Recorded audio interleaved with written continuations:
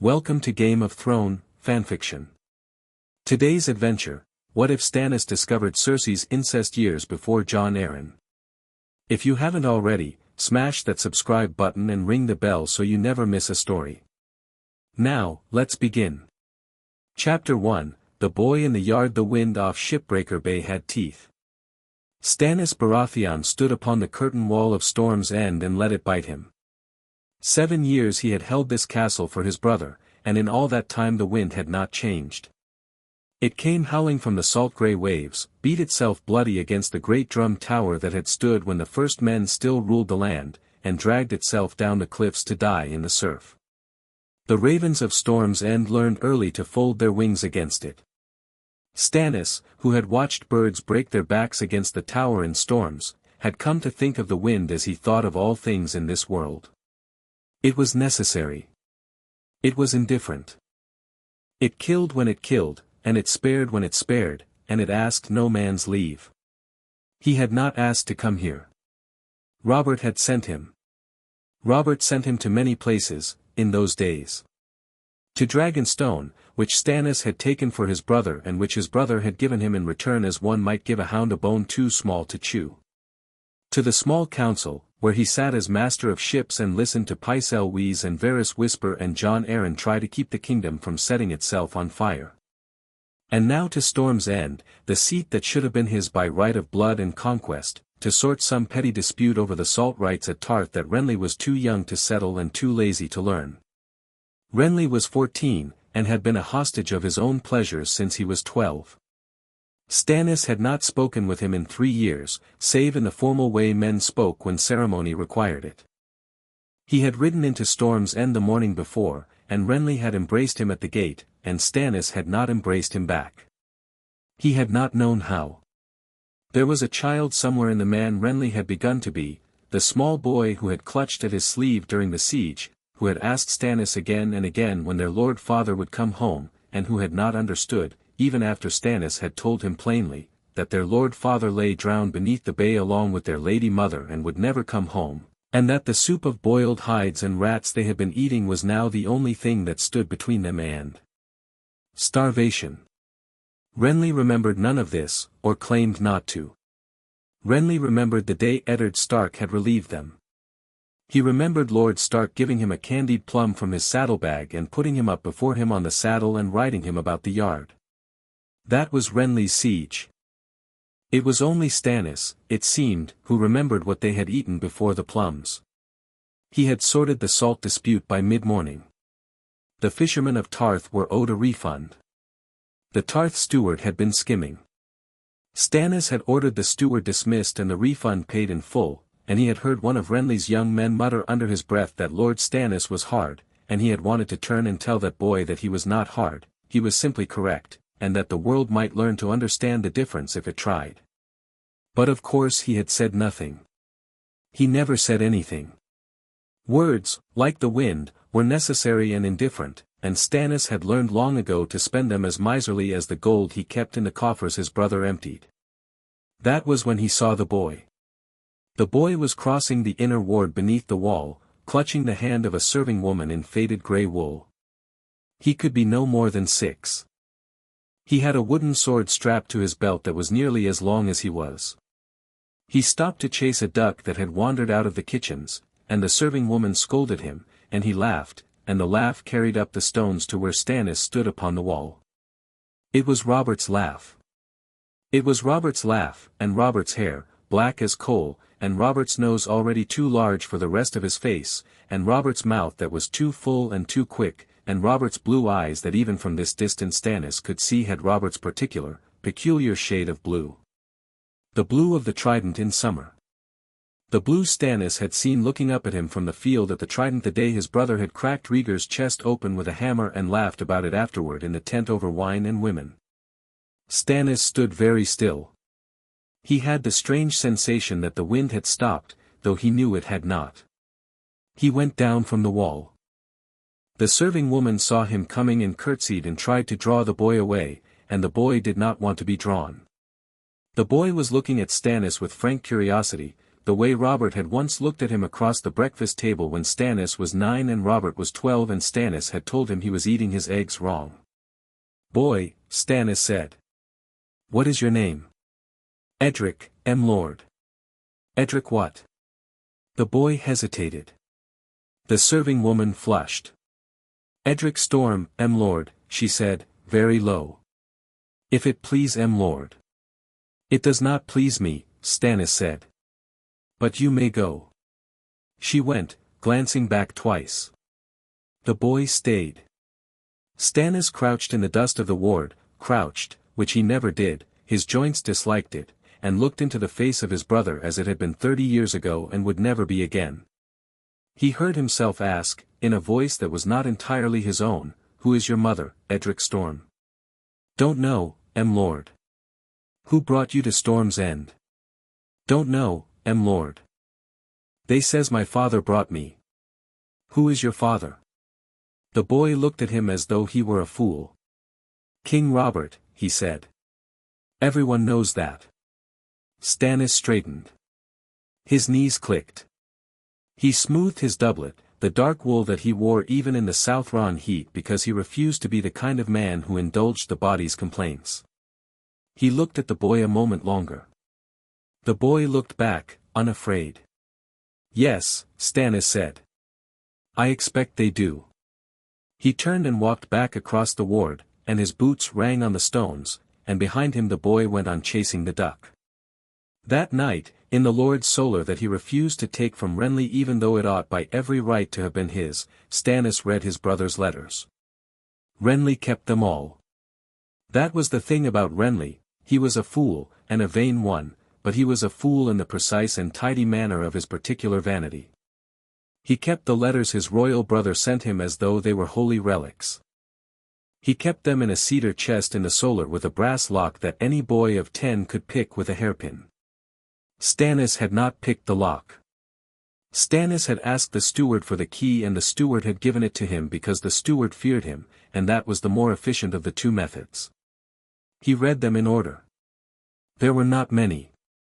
Robert was not a man for letters. The first ones, written when Robert had still been pretending to govern, were in Robert's own hand, the script broad and uneven and bullying as the man himself, marching across the page like soldiers who had drunk too much and lost their officers. The later ones were dictated, smoother, more polished, the work of some maester or scribe who had managed to translate the king's grunts into Westerosi. They were full of complaint. They complained of Cersei. They complained of the cost of the tournament at Lannisport. They complained of Jon Arryn's dullness, of Pycelle's slowness, of the whores of King's Landing who were not the whores of his youth. They complained of his wife who he hated and his queen who he hated and his small council who he hated and the kingdom he hated and the crown that pressed his temples and gave him headaches when he drank too much, which was always. In none of them did Robert complain of Edric. In none of them did Robert mention Edric at all. There were references to a child by the words, "the boy at home," and, "the bastard," singular, "the bastard." There was an instruction, dated 4 years ago, that the boy should be fostered with Renly's household and that Renly was to see to it personally that the child had a master-at-arms when the time came and a maester for his letters. There was a note, dated 3 years ago, that Robert had paid Lord Florent a sum which seemed enormous to Stannis until he understood that the sum was for the quiet of the child's mother and for the quiet of the child's mother's family. Stannis sat in the Lord's Solar and held that letter in his hand for a long time. The candle burned down. The wax pooled on the table.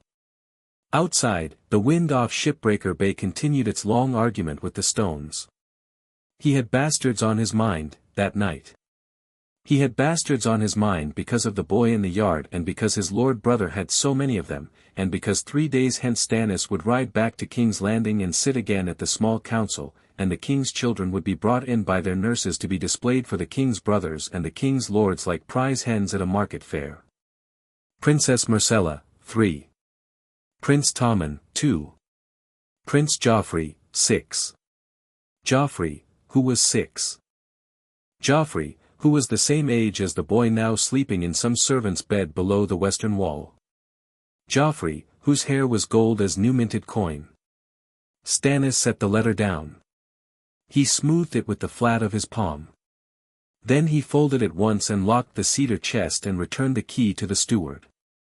He did not sleep that night. He told himself he did not sleep because of the wind. In the morning he rode for the capital.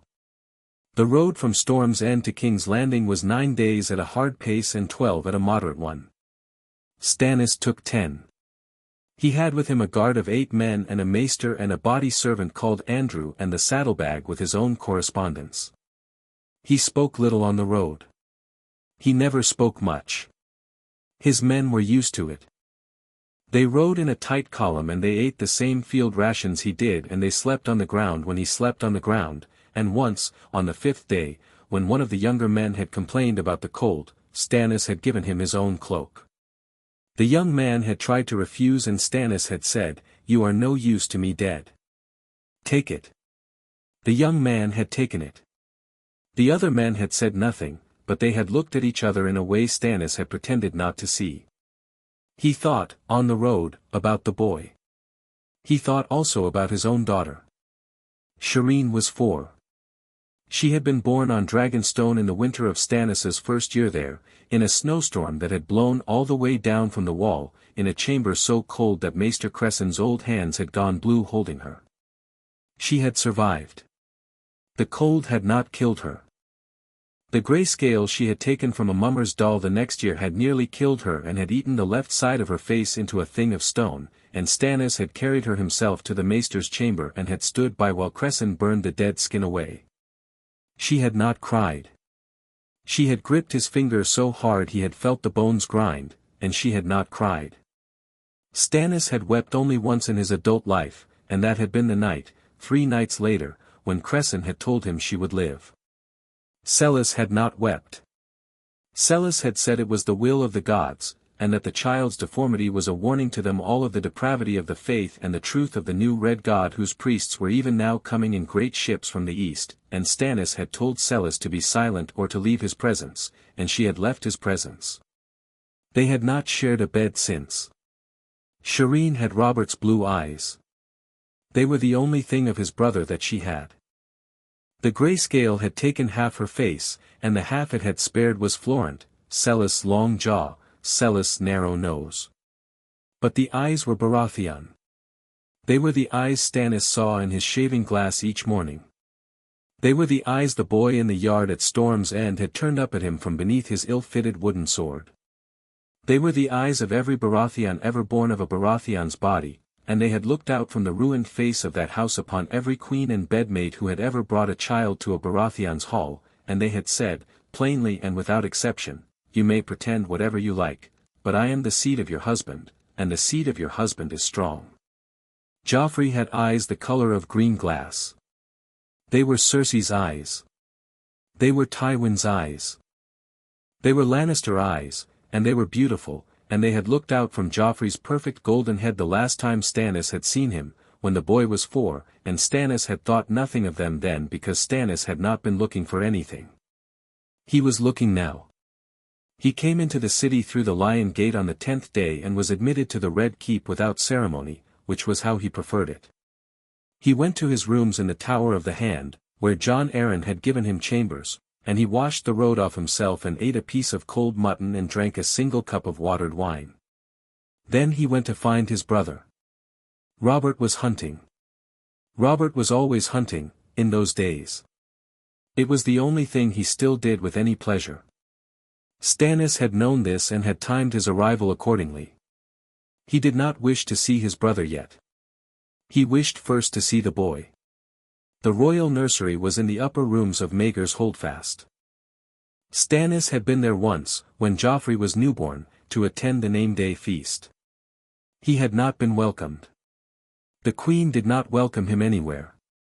She had stood at the door of the nursery with the babe in her arms, and she had said, in that voice she used when she was being charming because she had to be, "My lord of Dragonstone, will you not greet your nephew?" And Stannis had bowed and looked down at the small swaddled thing in her arms and seen pale skin and a tuft of golden hair and eyes screwed shut against the candlelight, and he had said, "He is a healthy babe, your grace." And that had been that. He had not held him. The queen had not asked him to hold him. The queen had been pleased he had not asked. He went to Maegor's Holdfast now and he asked the guard at the drawbridge to send up word to the royal nurse that Lord Stannis Baratheon, the king's brother and master of ships, was come to look upon his nephew the prince. The guard did not know what to do. He had not been ordered to admit Stannis. He had not been ordered to refuse him. He sent for the captain of the gold cloaks who attended the queen's apartments, and the captain came down and looked at Stannis with the unmistakable hesitation of a man who suspects he is about to anger one of two parties and cannot tell which. Stannis spared him the trouble. "Send word to the queen," he said, "that her good brother has returned from Storm's End and wishes to see his nephew Joffrey before he takes his rest. Send the word now. Wait here while I go up." He did not wait for the captain's answer. He went up. The nursery was warm. Coals smoked in a brass brazier in the corner. There were 3 women in it, a wet nurse with a babe at her breast, a younger woman in the soft grey of a household servant, and an older one with the keys of the queen's nursery hanging from her belt, who Stannis recognized as a Lannister cousin and who curtsied when he entered and did not rise from her curtsy until he told her to, twice. The babe was Tommen. Tommen was easy. Tommen had a fine fluff of white gold hair that would darken, perhaps, with time, into the red gold of his mother's house, and he had a placid, sleepy face, and he did not look like Robert and he did not look like any Baratheon Stannis had ever known and he did not, particularly, look like a Lannister either. He looked like a baby. Babies looked like babies. Stannis nodded at the wet nurse and turned away. Myrcella was in a corner, 3 years old, sat on a small carpet with a wooden horse in her hand. She had golden curls. She had her mother's face in miniature, the same fine features, the same green eyes. She looked at Stannis with quiet interest and said, "Hello, sire." Stannis said, "Princess." He bowed. He had to remember to bow to children at court. It was one of the small deceits. Joffrey was in the window seat with a tutor, struggling over a slate. He was 6. He was pretty. He was in a green velvet doublet that was already tight at the shoulders. His hair was the gold of new minted coins. His eyes were green. "My lord uncle," Joffrey said. He did not stand. "Nephew," Stannis said. He went and stood over the boy and looked at him. The tutor stepped aside. Stannis was aware that the queen's cousin had moved, behind him, toward the door, and that the door had opened and shut, and that within minutes word would reach Cersei in her solar that the king's brother had walked into her son's nursery uninvited and was looking at her son. He let her. He had wanted her to know. He looked at the boy. He looked at the bones of the boy's face. The small narrow chin. The thin mouth. The high cheekbones. The hairline that came down to a soft point at the brow, a Lannister hairline, a hairline Stannis had seen on Tywin and on Kevan and on Cersei and on the twin who had killed the king his father had served. He looked at the eyes, the green of summer grass, the green that did not belong on any face that had a Baratheon father. He looked at the hair, gold, thick, curled at the temples. He looked, and he looked, and he looked, and he could find in the whole of the prince's small angry face not one line, not one bone, not one shade of color that he had ever before seen in any son or daughter of his own house. "What are you staring at, uncle?" the boy said. He had a high reedy voice. It was a voice like Cersei's, with a child's pitch. "I am thinking," Stannis said, "of how a man's face becomes the face of his father's. My father is the king." "Yes," Stannis said. "I am told he is." He looked at the boy a moment more. Then he made his bow, a deeper one than the boy had earned, and he turned, and he walked out of the nursery, past the cousin in the doorway who would not meet his eyes, and down the long corridor, and out across the drawbridge, and back to the Tower of the Hand. In his chambers he sat at the writing desk. He took out a sheet of parchment. He took out his quill. He wrote, in the small precise hand his maester at Storm's End had once told him resembled a clerk's more than a lord's, to Maester Cresson, at Dragonstone. "Send to me, with the next ship, every history we possess in the library that touches upon the line of House Baratheon, especially as concerns marriages with House Lannister and the issue thereof. Send also any text upon the inheritance of a parent's coloring in children. Send these things in plain sealed bags, by trusted hand. Burn this letter when you have read it. He sealed it with his own seal, the stag's head crowned, and he gave it to a man he trusted, and he watched the man go. Then he sat alone in the dark for a long while. He did not light a candle. He did not eat. He thought of the boy in the yard at Storm's End, and of his daughter on Dragonstone with her ruined face and her Baratheon eyes, and of his lord brother on the King's Road somewhere with a stag's blood on his gauntlets and a horn of wine at his lips. He thought of his lord brother's wife, who had given his lord brother 3 children, and of his lord brother's wife's brother, who had killed a king and grown rich on the killing. He thought, it is not so. It cannot be so. I have spent too many evenings alone with my own bitterness, and now I see it staring back at me from the face of a child. It cannot be so. But the seed is strong. The histories will say what they say. And I am a man who has never permitted himself to see a thing and call it something else. Outside, far below, the bells of the September of Baelor were ringing for evensong. Stannis did not move. He sat in the dark a long time, and when at last he rose to light the candle, his hands were steady, but the candle would not catch on the first strike of the flint, nor on the second, and on the third it caught at last, and he held it up, and he looked at his face in the polished silver of his shaving mirror, and he saw a man he did not recognize looking back at him. He blew out the candle and went to bed. He slept poorly, and he dreamed, for the first time in years, of the boats his father had taken to Essos and of the storm that had come up out of the narrow sea and of his lord father's face the last time Stannis had seen it, leaning out of the window of the carriage waving farewell at the gate of Storm's End, and he woke in the small grey hours before dawn and lay staring at the ceiling and thought, I am the second son of a Baratheon and a Estermont. I have been honest all my days. I will be honest in this. Whatever the books say, I will believe them. Whatever the truth is, I will find it. And then we shall see what the gods make of the man they made me. Chapter 2, The Maester at his books. Maester Cresson had served 3 lords of 3 names and 4 lords of 2, and he had never in all his 68 years received a letter that frightened him as much as the one Stannis Baratheon sent from King's Landing. He read it 3 times. He read it first by the high window of the small chamber off the rookery where he kept his desk, and he read it second sitting down at that desk, and he read it third pacing the length of the chamber with the parchment held out in his hand the way a man holds out a cup he is afraid to spill. Then he set it down and went to the brazier and put it in. He watched the flame take the corner. He watched the wax of the seal melt and run black, and the script blacken and curl, and the words, every history we possess, and, the inheritance of a parent's coloring, rise into the air as smoke and become nothing. Then he sat down and he put his face in his hands. He had loved Stannis for a long time. Not as a son, exactly. As something close to a son, perhaps, the way a man without children loves the boys he has raised who are not his own. He had loved him through the years his father had had no time for him. He had loved him through the siege when Stannis had eaten the leather of his boots and shared the leather with Renly because Renly was the heir to the Stormlands and Stannis was only the second son.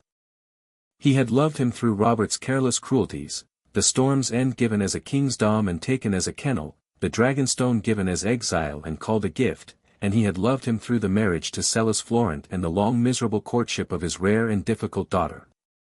He had loved him because a man with such a soul required loving, and there was no one else who had the patience for it. And now Stannis had set him to work at a question Cresson did not wish to know the answer to. He knew. Of course he knew.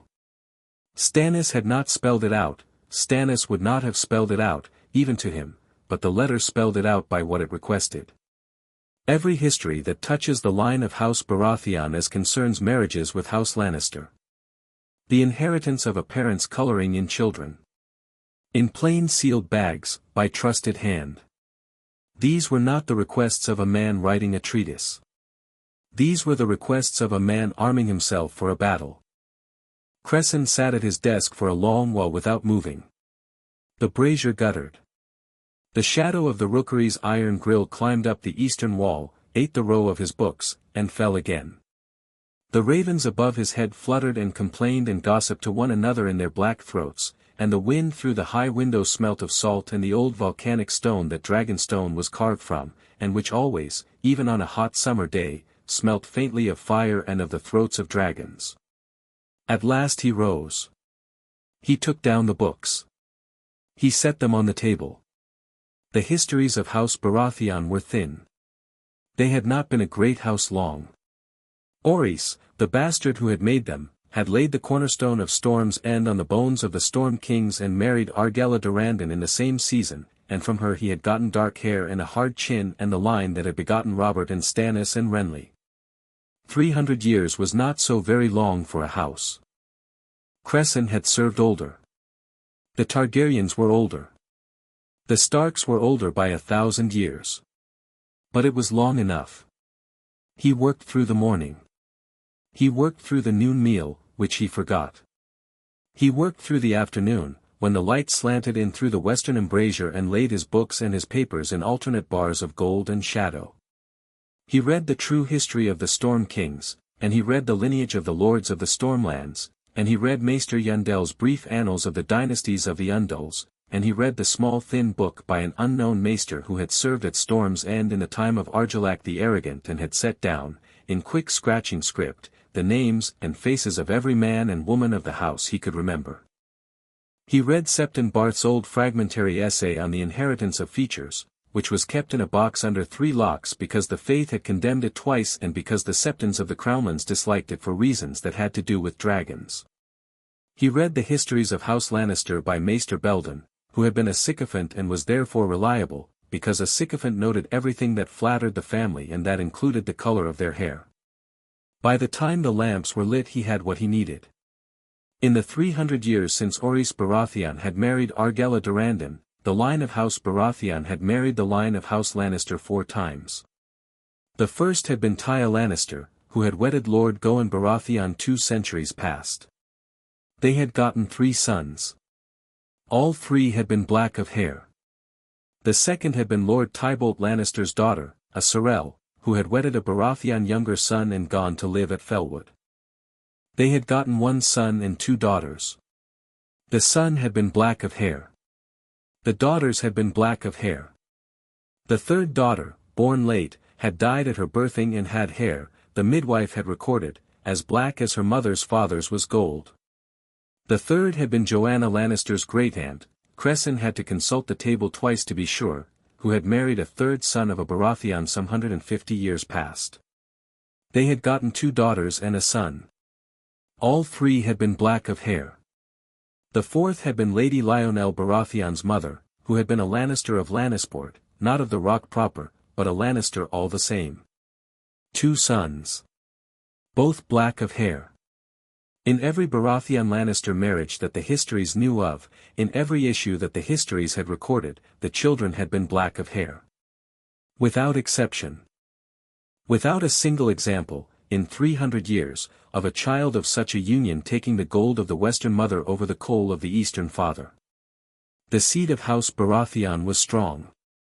That was the conclusion of every maester who had ever set himself to the question of inheritance, from Septon Barth down to the most recent Citadel pamphlet that had come north on a Tyroshi galley last spring. Some seeds are dominant. The seed of House Baratheon is dominant. The seed of House Targaryen is dominant. The seed of House Stark is recessive. The seed of House Tully is recessive. When 2 strong seeds met, the older house won. When a weak seed met a strong, the strong won. When 2 weak met, sometimes one prevailed and sometimes another, and the children might be of any color. But Baratheon and Lannister had met 4 times in 3 centuries and Baratheon had won 4 times in 4. Cresson had no reason to suppose the 5th would be any different. Joffrey Baratheon was 6 years old. His hair was the gold of new minted coins. His eyes were green as summer grass. So were his sisters. So would be his brothers, when his brother grew older. Cresson set down his quill. He pinched the bridge of his nose. He felt the old ache that had been settling into his joints for 10 years now settle a little further. He thought of Stannis, his stiff-backed boy whom he had not had the heart to dissuade from going to King's Landing in the first place, because what would Stannis be without his small council and his master of ships and his constant grim attendance on a brother who did not love him? He thought of the Queen, whom Cresson had met 3 times and disliked all 3. He thought of the Queen's brother, the Kingslayer, who had been at the Queen's elbow at every feast Cresson had seen them at, and who had once, 10 years ago, at the wedding of Stannis to Celis, walked his sister out of a room with his hand at the small of her back, and Cresson had thought at the time, that is too familiar. He had thought it then and he had forgotten it. He remembered it now. He thought, I should burn these books. I should burn them and tell him I could find nothing. I should send him a letter saying the histories were silent and my old eyes were dim and the question was moot. But he could not. Stannis would know. Stannis always knew. And Stannis would never forgive him for the kindness would be a lie, and Stannis disliked lies more than he disliked truths that hurt him, which was saying a great deal. He sealed up the relevant passages, copied, in his own hand, the 4 marriages and the 4 pages of issue, and put them in a leather case. He tied the case with a twist of plain string. He did not seal it with wax. Wax was a flag. He gave the case to his apprentice, Pylus, a grave young man from Old Town whom Cresson had been training these 2 years past and whom he trusted, in part, because Pylus had not yet learned the world well enough to be afraid of it. Take this, Cresson said, and ride to King's Landing on the next ship. Give it to the Lord Stannis with your own hand. Speak to no one of it. Speak to no one of having gone. Pylus nodded. He was a quiet boy. Quiet boys were always the best for such errands. When Pylus was gone, Cresson went to the great window and looked out over the bay. Beyond the curve of the harbor, beyond the painted prow of the Lord Stannis's flagship Fury, beyond the lighter painted galleys that flew Cresson's own master's long-tailed banner, he could see, far out where the sea began to whiten, the topsails of a ship he did not know. It was a Volantene cog, by the cut of her sails. She was running before the easterly. She was bound, by her course, for Dragonstone. He thought nothing of it then. He should have. Stannis came home 12 days later. Cresson knew he was coming because the watchman on the east tower struck the bell and the bell carried up to the rookery on the wind, and Cresson, who had been waiting, went down to the great hall to receive him. He found Stannis already there. Stannis had come up by the postern and not the main gate. Stannis wore the dust of 9 days on a horse and the salt of 1 more on a galley, and he stood before the great basalt seat that had been Aegon the Conqueror's first throne in Westeros, and he said, Cresson. My lord. You have what I asked. I do, my lord. Bring it to my solar. Bring it now. Cresson brought it.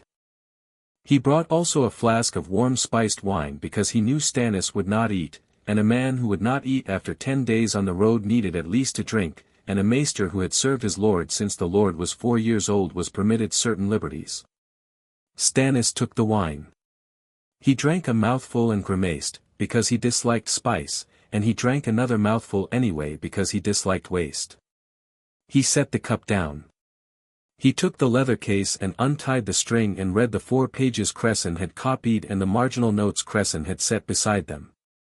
He read in silence. The light through the lancet windows of the solar lay long across the green tabletop and made his shadow against the wall a tall lean black thing with the head of his stag. Cresson watched the shadow more than he watched the man. The shadow, Cresson thought, did not change as it read. The shadow read the 4 marriages and the 12 children and the unbroken 3-century pattern of black on black on black, and the shadow neither flinched nor straightened, neither relaxed nor tightened. The shadow was the shadow of a man who had already known what he was about to read and had only required the page to confirm it. When Stannis was done he set the pages down. He tapped them with the tip of his finger. He said, very low, Has the Queen sent any letters here, in the last year, that we did not record? My lord. No, my lord. Not to my knowledge. Has Maester Pycelle? Pycelle writes to me thrice yearly, my lord, on his own affairs. He has not mentioned the queen to me in letters. Stannis stood up. He went to the window. He looked out at the bay. Cresson watched his shoulders. Stannis's shoulders were the index of his moods. They were rising slightly, now, the way they did when he had reached a decision, the way they had risen the day he had ordered his men to hold the curtain wall against Mace Tyrell's last assault, the way they had risen when he had heard at Storm's End that Robert was to be married to Cersei and that Stannis was to be Lord of Dragonstone. You believe it, then, Stannis said. You believe it as I do. I believe what the books say, my lord. The books say a Baratheon child of a Lannister mother will be black of hair. They say it in 4 places in 300 years. They have never said otherwise. And the prince is golden. The prince and his sister and his brother are golden, my lord. 3 children. 3 golden children. By a woman whose seed must be weaker than the king's by every record we possess. Yes, my lord. Stannis turned from the window. The setting sun was at his back, his face was in shadow, his eyes were 2 pinpricks of the small reflected fire from the brazier. Cresson had served 3 Baratheons and 4 lords. He had never seen any of them look so much like a stag at the moment of decision, the moment when the stag at the edge of the wood lifts its head and stands and listens and decides which way to run. It is not enough, Stannis said. My lord. It is not enough. Records of 3 centuries past are not enough. Old maesters who wrote of Lord Tybalt's grandniece are not enough. Robert will laugh in my face. He will say I read too many books. He will say I am jealous of his wife and her gold, and he will be half right because I have always been jealous of every gold thing Robert has been given. I need more, Cresson. I need a witness. I need a letter. I need the smith who shod the horse on which the queen rode to her brother's chambers in the dead of night, and I need the smith's wife to swear she saw it. I need a thing that cannot be argued with. I will not stand before my lord brother and accuse his wife of treason on the strength of an old maester's table of marriages. What will you do, my lord? Stannis looked at him a long moment. Then he said, I will go on with my duty. I will sit on the small council. I will watch them. I will note who comes and goes from the queen's chambers and at what hours. I will speak with men who have served at the Rock and learn what it was that the household whispered of, when Cersei Lannister was a girl and her brother was the boy she rode about the yard with. And I will say nothing to Robert. I will say nothing to anyone. He paused. Save you. And the man who comes next. Davos, my lord. Stannis did not answer at once. He said, instead, send for him.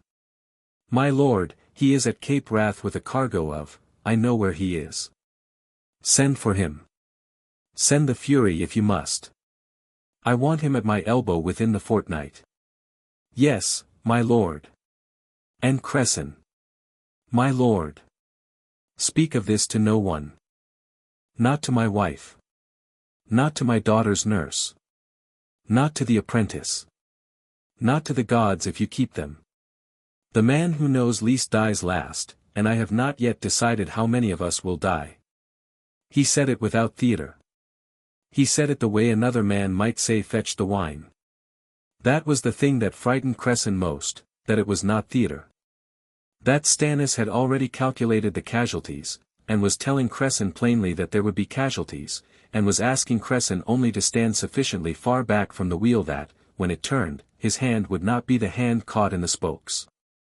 Yes, my lord. Stannis nodded.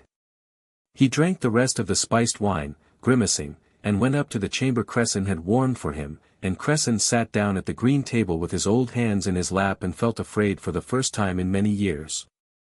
It was that night, while Cresson sat in the rookery and listened to the wind and tried to compose a letter to Davos that did not say anything, that the trouble at the gate began.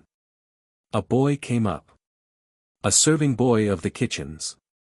He scratched at the door and Cresson called him in. The boy was breathless and round-eyed. Maester. The Lady Celis is at the small council door. She is asking for the Lord Stannis. He is sleeping, boy. Tell her he is sleeping. She knows, Maester. She has been told. She says she will wait. Tell her, she has someone with her, Maester. A woman. She is in red. Cresson sat very still. In red, he said. Yes, Maester. He went down. He went down because there was no help for it. He went down because Celis, at any council door in Dragonstone, with any guest, was a thing that required answering. He found her in the antechamber of the Lord Solar. She was standing very straight in a black gown that had a high collar. Her face was thin and bony in the lamplight, and her smile was a thin line across her thin lips, and the smile of a woman who has waited 14 years for vindication and now believes she sees it on the horizon. The woman with her was tall. The woman wore red. The red was so red that Cresson thought, at first, it was an effect of the lantern, but then he stepped closer and saw that the red was woven into the cloth, that the cloth itself was red, that even the shadow it cast on the stone was red. Her hair, he could see now, was dark red, the color of the great rubies in the choker at her throat, and her eyes were red as her hair. Her skin was pale as snow. She was younger than he had thought from across the room. She was perhaps 30, perhaps younger. She looked at him as though she had been waiting for him a long time. Maester Cresson, Celis said, this is the Lady Melisandre, of Ass High. She has come from across the sea. She seeks audience with my lord husband. My lady has come a long way, Cresson said. Across all the world, Melisandre said. Her voice was warm and low and accented in a way Cresson could not place. It was not Valentine, though she had come on a Valentine cog, and it was not Pentoshi, and it was not Lysini. I have been crossing it some time. Your wind was kind, this last leg. Your gods were good to me. My gods have other concerns at present, Cresson said carefully. As have mine, she said, and smiled. Celis spoke. She is to be received as my guest, Maester. She is to be given the Sea Dragon Tower. She is to be brought before my lord husband at first light. I have spoken to the steward already. Your lord husband is sleeping. I know. I have waited. I have waited, and her voice trembled with a fervor that Cresson had not heard in her since her wedding day, when she had stood before the new gods and the old and quoted scripture at her unwilling groom. I have waited for the Lord of Light to send a messenger to this house. I have waited and prayed. He has answered. The Lady Melisandre has been sent to us. The Lady Melisandre will speak to my lord husband of his destiny. He will hear her. Cresson looked at Celis. He looked at the Red Woman. He looked at the way the Red Woman watched him as though she could see, plainly, everything he had been doing in the rookery these past weeks. He felt a cold settle in his bones that had nothing to do with the night air. My lady, he said, with respect, Lord Stannis is hard at his duties. He has not asked for, he need not ask, Melisandre said, for what he has needed all his life. Cresson said nothing. He could not think of anything to say. He bowed, because he was a maester and a maester always bowed, and he went away from them up the long stair and back to his rookery, and in the rookery he stood at the high window and looked out over the bay. He could not see the Valentine cog now. The night had taken her. But he knew she was there, anchored at the seaward end of the harbor, with whatever crew and whatever cargo had brought the Red Woman halfway across the world. And he knew, too, that when the morning came, the Lord Stannis was going to wake and find at his very door not only the question of his nephew's seed but also the answer of a foreign goddess who had crossed the world to deliver it. He sat down at his desk. He wrote to Davos. Come, he wrote. Come quickly. The Lord requires you, and I require you, and a thing has come to Dragonstone in red robes which I do not understand and which I think no one understands and which I think will burn this house and many others before its work is done. Come, Davos, and bring with you whatever common sense the gods saw fit to give you, for I have used up my own. He did not sign the letter. He sealed it with plain wax. He sent it down with the boy who had brought him the news, and he watched the boy go, and he sat for a long time in the dark by the window, and when at last he slept, slumped over the desk with his cheek on the parchment, he dreamed of Septon Barth's old book on the inheritance of features, and of his apprentice Pylus riding into King's Landing with a leather case full of unanswerable arithmetic, and of a tall woman with red hair who walked through the corridors of his beloved keep humming softly to herself a song that had no words. Chapter 3 The Onion Knight. Davos Seaworth had been a knight for 6 years, 2 months, and 11 days. He counted them the way some men count their teeth. He counted them because he could not quite believe the count, and because it pleased him, when he was tired or worried or both, to take out the count and look at it. He did not feel like a knight. He felt, on most days, like a smuggler who had been startled to find himself wearing a sword. The sword, in particular, embarrassed him. He had been raised to it, of course. Stannis had been very firm about that. No man without 4 good fingers could be a knight in the strict sense, and Davos had 4 good fingers on each hand and 1 shortened stub of a left forefinger which he kept the bones of in a small leather pouch around his neck, but he had never quite mastered the trick of wearing the sword as if it had always been at his hip. It bumped his thigh when he walked. It tangled his cloak. He was constantly afraid he would forget it somewhere.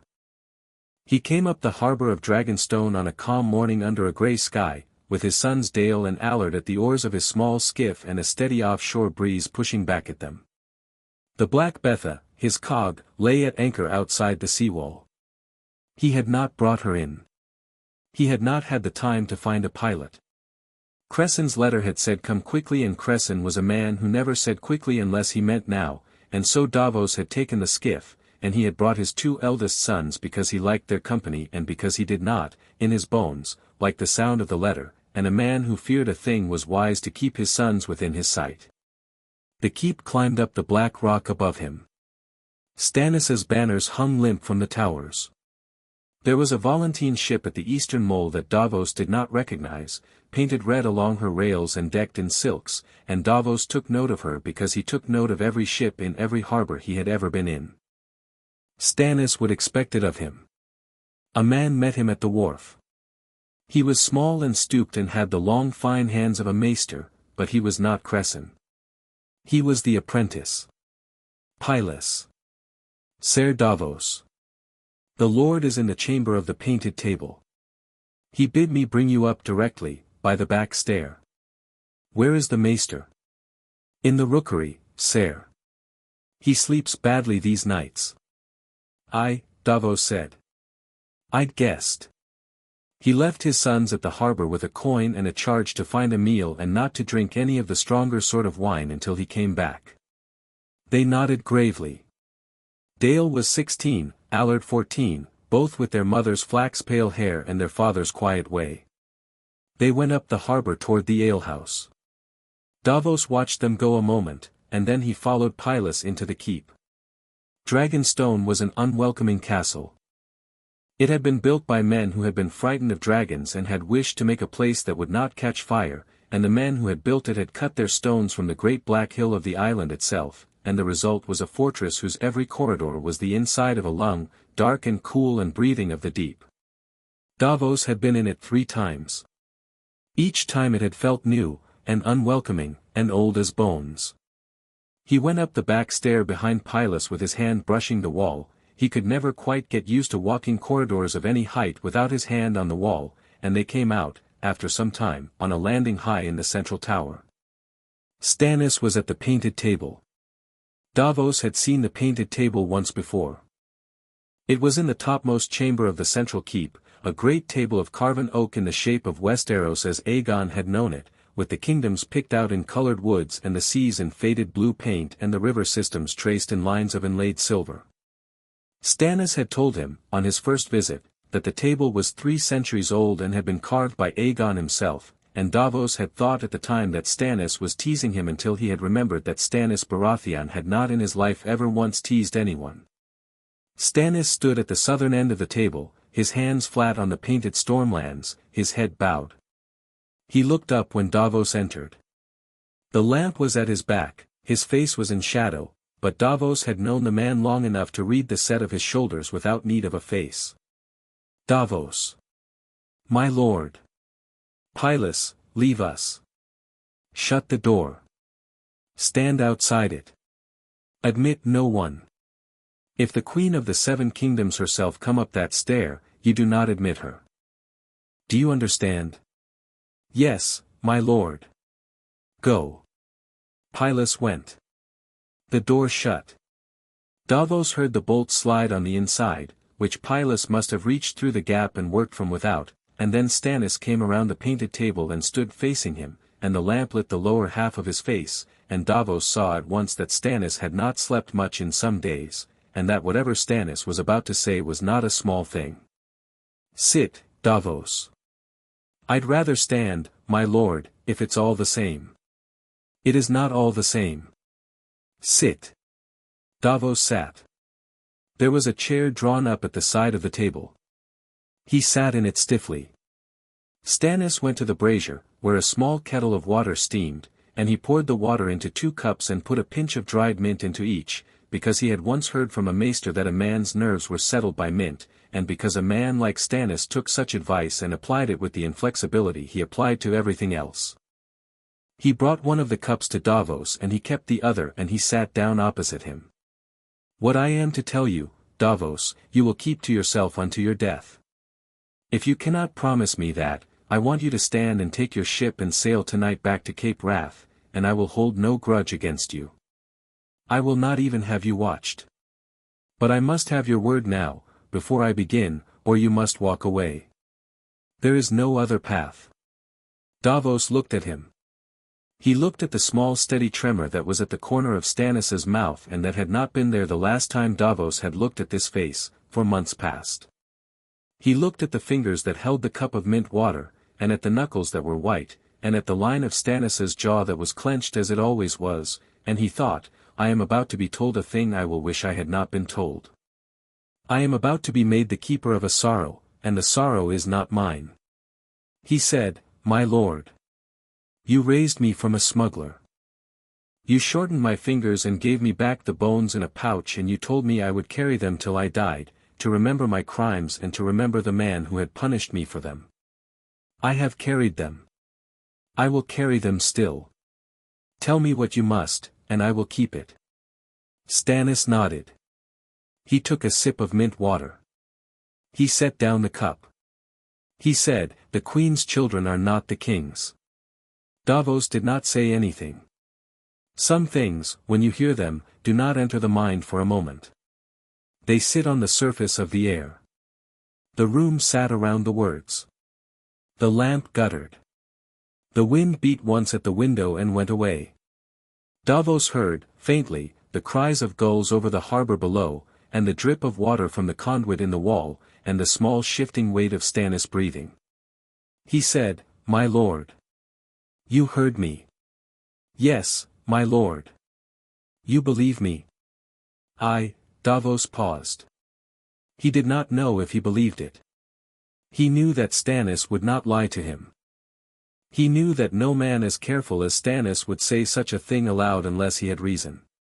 He knew that if it were true, the world had just rolled over on its hinges, and that he was sitting in a small room high on a black rock with a man who had moved the world. I believe you would not say it without reason, my lord.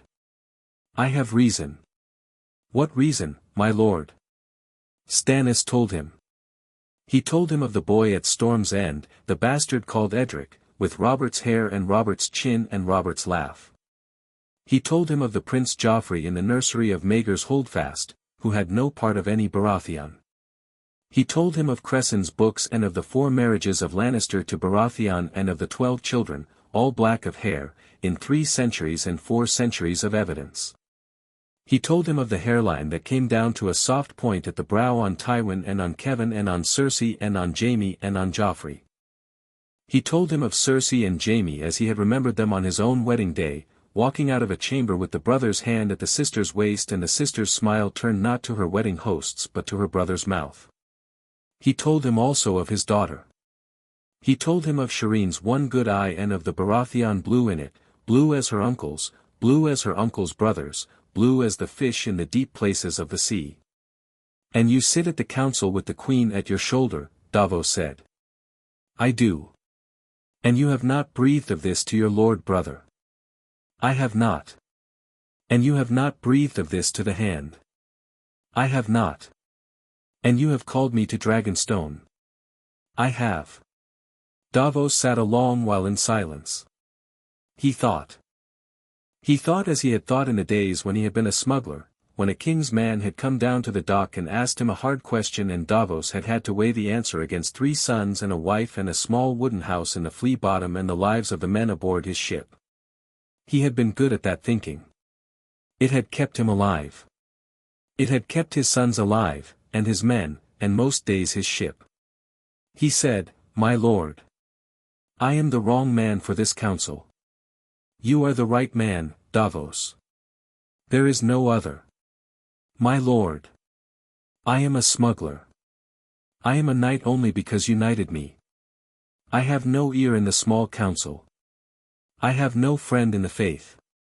I am not a lord. I am not lettered. That is precisely why. My lord. You are not lettered. You are not lordly. You are not at the small council. You have no ear in the faith and no friend in any great house and no lands worth keeping save the small ones I have given you. You have one thing, Davos, that I cannot get from any other man living, you have honesty. You have the honesty of a man who has nothing to lose by it. Every other man I might confide in has a son to advance or a daughter to marry or an estate to preserve, and any of them, sooner or later, would weigh my truth against his own preservation and he would let the truth go. You will not. I do not believe you will. I have watched you for 6 years, and I have not seen you lie to me yet, even when it would have eased your way to lie. My lord, that does not make me a counselor. It is the only thing that ever made any man a counselor. Speak. Davos drew a breath. He looked down at the painted table, at the crownlands picked out in pale wood, at the reach below them in green, at Storm's End to the south and Casterly Rock to the west and the long thin strip of King's Landing and its 2 great hills.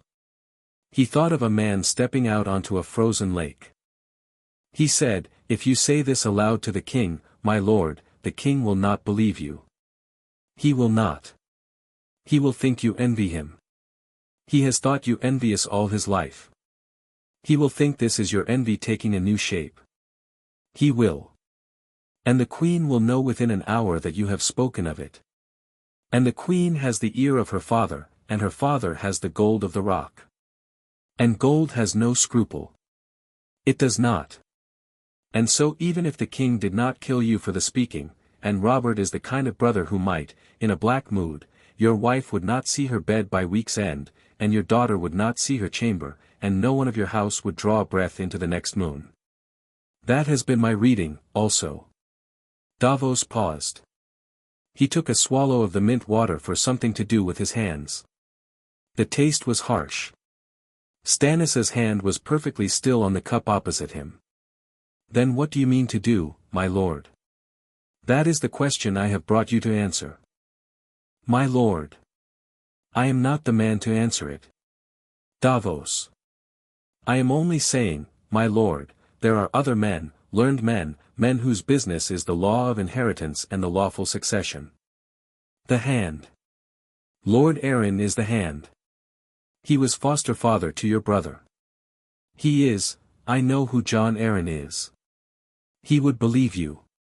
He might. He has been the one true friend the king has had at his side since the rebellion.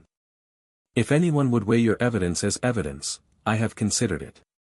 And? Stannis was silent a moment. He looked down at the painted table.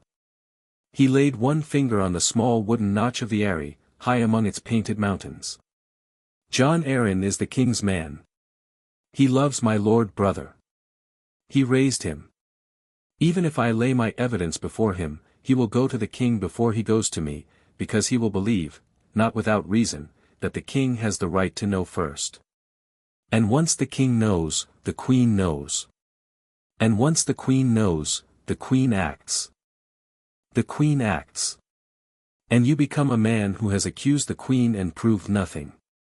And the queen has one of her brothers in the king's guard and the other in the Westerlands with 20,000 swords, and your one brother is a boy of 14 at Storm's End and your other is the king who you have just accused his wife of treason to. And you sit on a black rock in the sea with my lady your wife and a daughter of 4 and 3 of my sons in arms and a fleet you have not been permitted to fly the king's banners on for 3 years. That is the situation, yes. My lord, you cannot do it. I know. You cannot do it without proof. Not the kind of proof that is in old books. Real proof. A man. A letter. A witness. Something the king can hold in his hand and say, this is true. That is also my conclusion. Then that is what we must find. Davos heard himself say it. He had not meant to say we. The word had come out of his mouth and was sitting there on the table between them like a coin he had laid down, and now there was no taking it back. Stannis looked at him.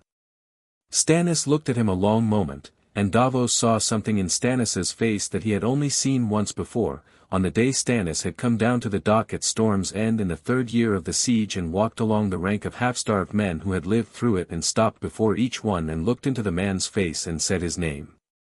Stannis was not a man who thanked easily. He thanked, when he thanked, with his eyes. Yes, Stannis said. That is what we must find. Where do I begin, my lord? At the rock. At Casterly Rock. Yes. My lord, I cannot walk into Casterly Rock and ask Lord Tywin Lannister whether his daughter is bedding her brother. You will not walk into Casterly Rock at all. Listen. There was a wet nurse, a woman named Meleys or Mael, Cresson has the name.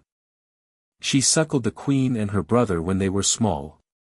She was cast out of the rock when the queen was 11. The reason given at the time was that she had stolen plate, no plate was found on her.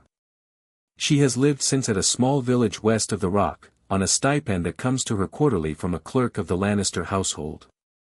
The stipend has been paid these 20 years. It is paid, the clerks tell me when I ask through indirect channels, by direct order of the Lord of Casterly Rock himself, in coin, with no entry in the ledgers that other clerks see. She is bought, Davos. She has been bought a long time. And a thing that has been bought a long time may be bought one more time, by another buyer. You wish me to buy her. I wish you to ask her what she saw. My lord, if she has been bought 20 years, she will not sell. She is not a fool. She knows that the Lord of the Rock would feed her to his bears the day she opened her mouth. She knows. But she is also old, Davos. Old women fear different things. They do not fear the bears so much as they fear the 7 hells. They wish to die clean. They wish to confess. Find her. Tell her you are come not as a buyer of secrets but as a man who already knows what she knows, and that a god, let her choose her god, will weigh what she chooses to say. She will say it, Davos, or she will not. If she will not, you will leave. If she will, you will write down what she says, in your own letters that you have learned these 6 years past, and you will give the letter to no one, no servant, no sailor, no hand but your own and mine. You will bring it to me yourself. Do you understand? Yes, my lord. Take only your sons. Take your own ship. Tell no man else where you are going. If anyone asks, and someone will ask, you are running a small consignment of woolens to Lannisport for a private buyer. You have a buyer. Cresson has arranged it, the woolens are in the warehouse below the East Tower, you will load them at first light. The buyer is a man called Goldenhill, a draper of Lannisport who has been my brother's man 20 years. The woolens are real. The buyer is real. The mission is yours, and only yours, and no man else's. Yes, my lord. And if you find that the woman will not speak, if you find she has died, if you find she has fled, if you find anything at all that is not a confession in her own hand, you come back and we begin again. Yes, my lord. Davos. My lord. If the queen's people take you on the road, they will not, my lord. If they do, then I will keep your name out of my mouth, my lord, and out of my sons' mouths, and we will all three of us die without speaking it, and you will hear of our deaths from another man and not from us." Stannis nodded once. He said, "I do not wish your death, Davos. Nor do I, my lord. I tell you that because I am poor at saying it. I am poor at saying many things. I do not wish your death. If you find this errand too great for one man and his sons, you will tell me, and we will find another way. There is no other way, my lord. No. There is not. But I will ask anyway." Davos took up the cup of mint water and drained it. He set it down. He stood. He had been a smuggler for many years and a knight for 6, and he had learned, in both trades, that the part of a hard task he liked best was the moment of standing up from the chair where he had agreed to do it. The decision had been the hard part. The doing was the easy part. Doing was a thing you could simply set out and do. "My lord," he said. "There is one other matter." "Yes." "The Red Woman." Stannis's face did not change. It only paused, for the half of a heartbeat, as if a door inside it had closed. "She is with my wife," Stannis said, "in the Great Hall. She has been in this castle 11 days. She speaks to me each morning when I will permit it, which is not often. She tells me that I am a chosen instrument of a god whose name I dislike. My wife has begun to wear red. My daughter has been kept from her chambers. The maester is afraid of her. Pylus is afraid of her. I am," and he paused, and Davos saw the muscle in his jaw work, "I am, against my own judgment, beginning to take her seriously. I do not know whether that is because she has shown me a thing I cannot explain, or whether it is because the human mind, in the presence of an enormous secret, will reach for any second secret that promises to give it ballast. I have not decided. I tell you this so that you know it. Do not ask me about her. Do not give her your trust. If she finds you alone in a corridor of this keep, walk past her. If she addresses you, answer her in 3 words. Do you understand?" "Yes, my lord." "She has not yet asked about my brother's children. She has only asked about me, and about my fate, and about a certain shadow she says she sees at my shoulder, which she calls the Lord of Light's promise. I think she is a charlatan. I think she is a mountebank in red robes.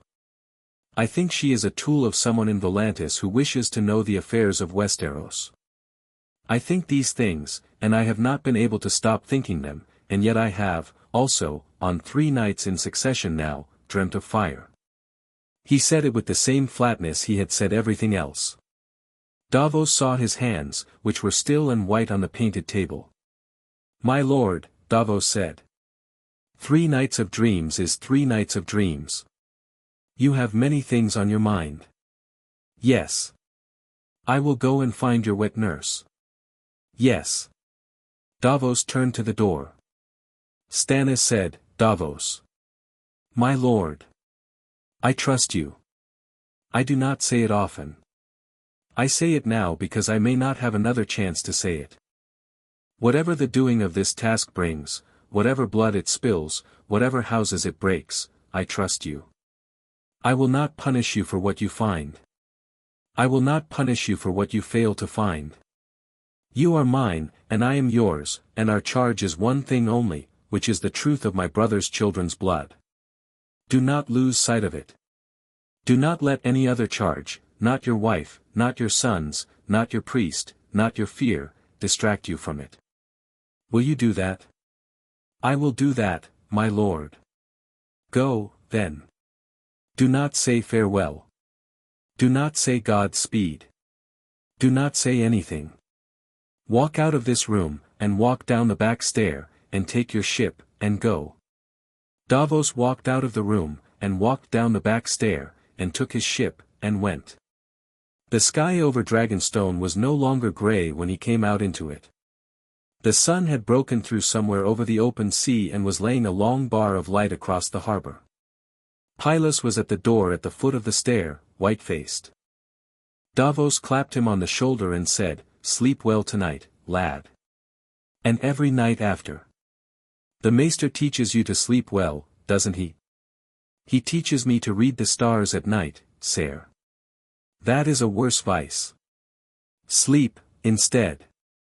Tell him I said so." Pylus almost smiled. Davos went down to his sons. They were waiting for him at the wharf. They had not drunk the strong wine. They had eaten a meat pie each and bought him one, and he ate it cold while they untied the skiff. He looked back, once, at the keep, at the chamber high in the central tower where he had left his lord, and he saw against the pale sky a single banner, the crowned stag of his master's house, moving slowly in a wind that the lower town had not yet caught. "Father," Dale said, "where do we sail?" "Lannisport, son." "With what cargo?" "Woolens." Allard looked at him. Allard had been a smuggler's son before he had been a knight's son, and he could read his father's face better than most. He said, "Woolens, father." "Aye, lad. Woolens." He climbed into the skiff.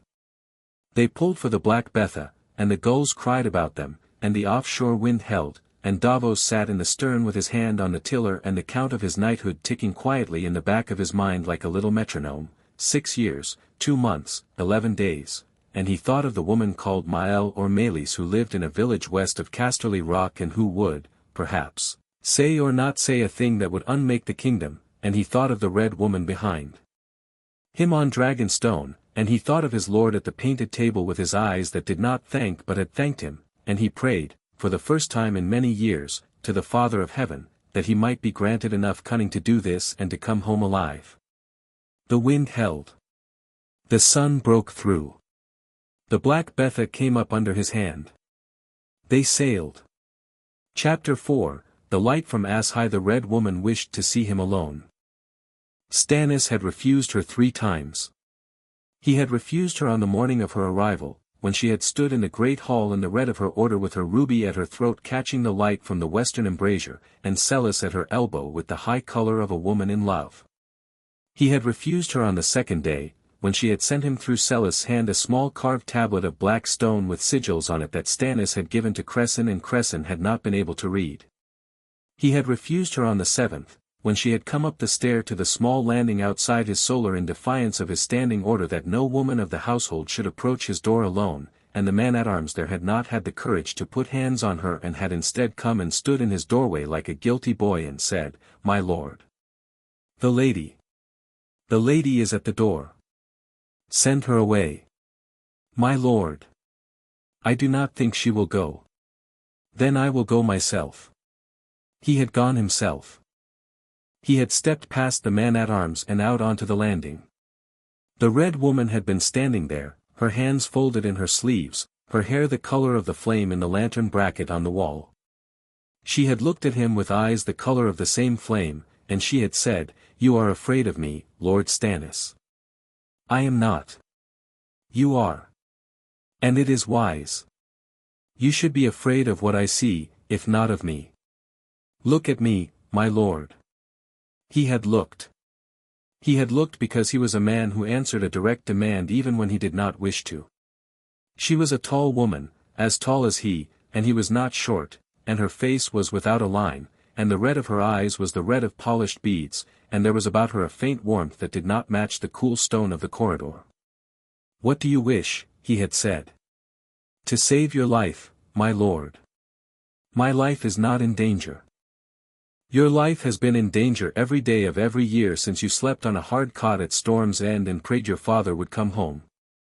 Your life has been in danger longer than your brother's, longer than your wife's, longer than the daughter you love.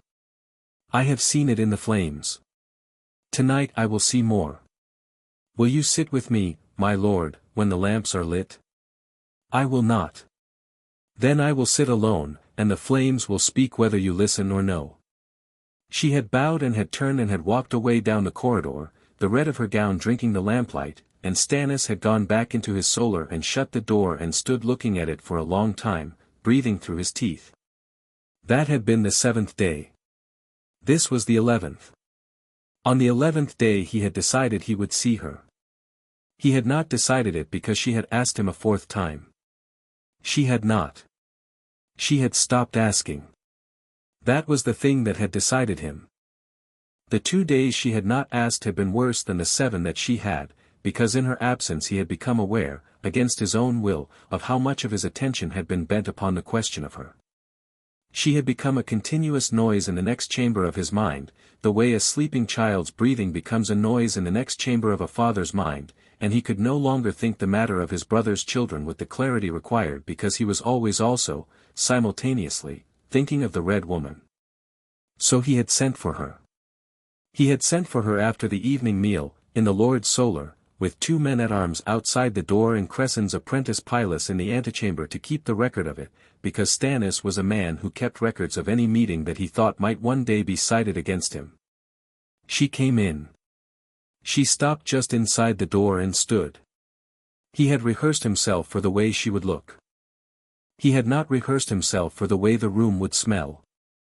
There was a faint scent that came in with her, like a smith's forge cooled for the night, like the cinders of a bonfire on the day after a feast.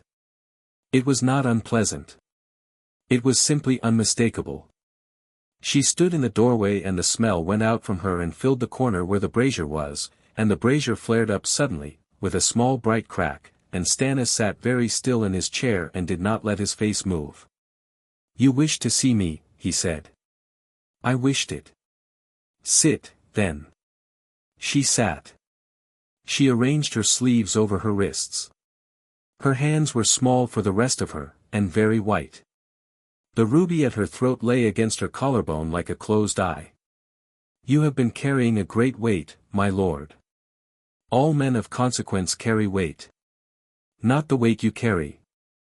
Yours is unusual. Yours is a weight that has at one end the seat of a kingdom and at the other end a small boy with golden hair, and the cord that runs between them passes through the chamber of your wife and the chamber of a brother who does not love you and the books of an old maester who has counted 4 marriages and 12 children and made an arithmetic that troubles him." Stannis did not blink. He had practiced not blinking. He knew that he had not blinked. He knew also that she had said what she had said, and had said it accurately, and that there was no possibility she had read it on his face, because his face had given her nothing. He said, "Who told you this?" "The flames." "That is not an answer. It is the only answer I have. It is not the answer of a sensible woman. Sensible women do not have such answers. Sensible women have answers about whom they have spoken to, and on what day, and who paid them.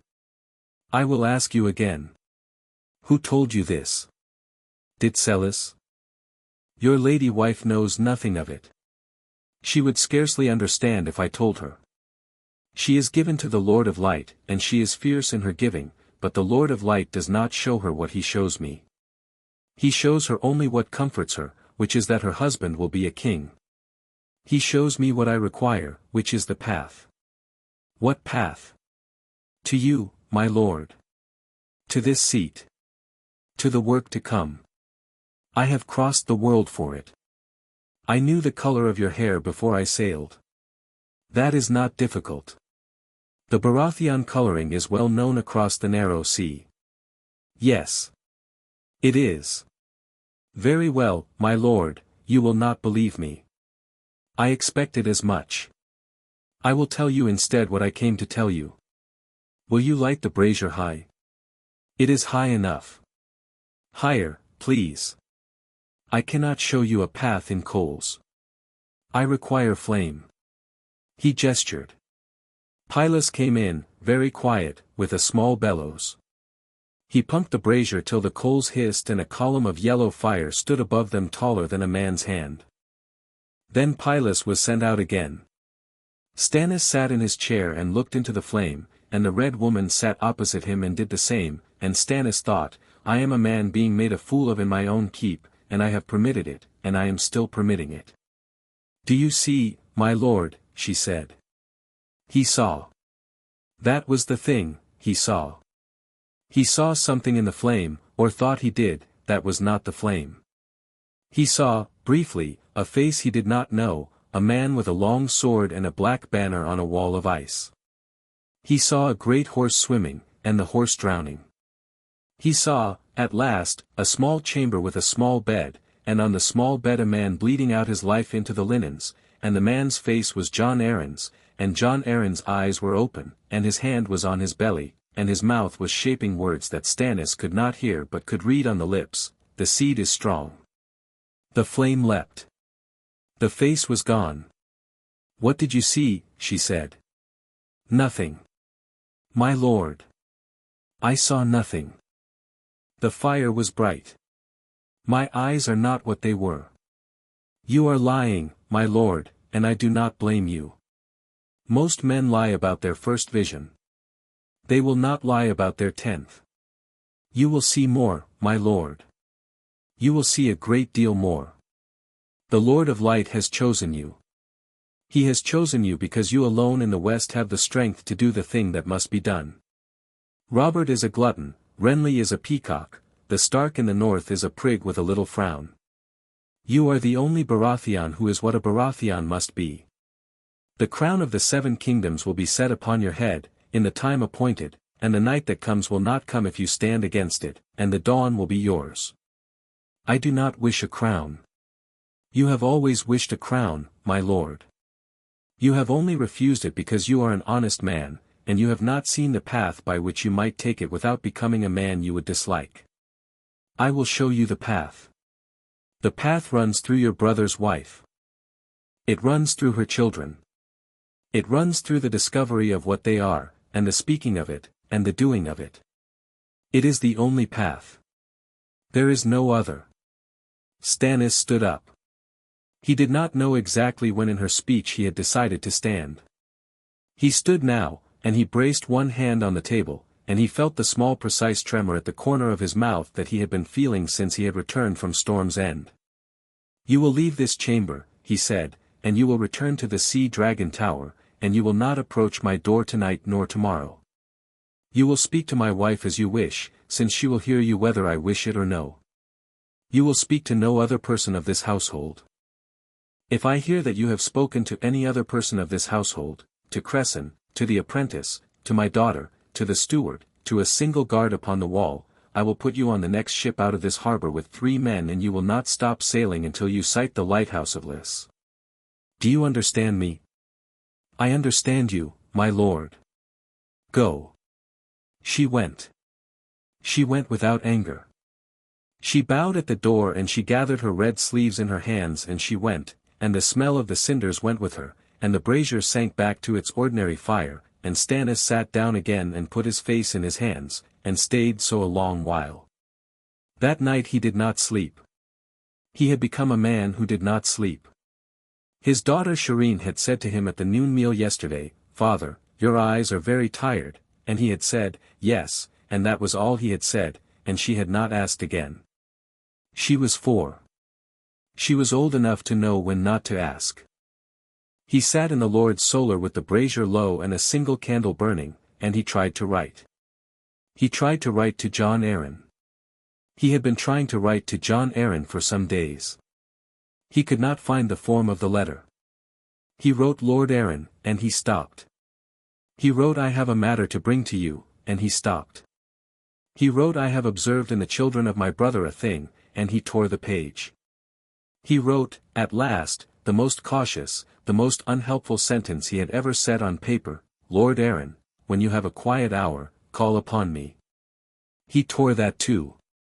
He sat looking at the small heap of torn paper. He thought, I am not the man for this.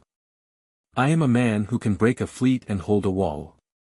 I am not a man who can write a letter that asks another man to think a thing he has not thought.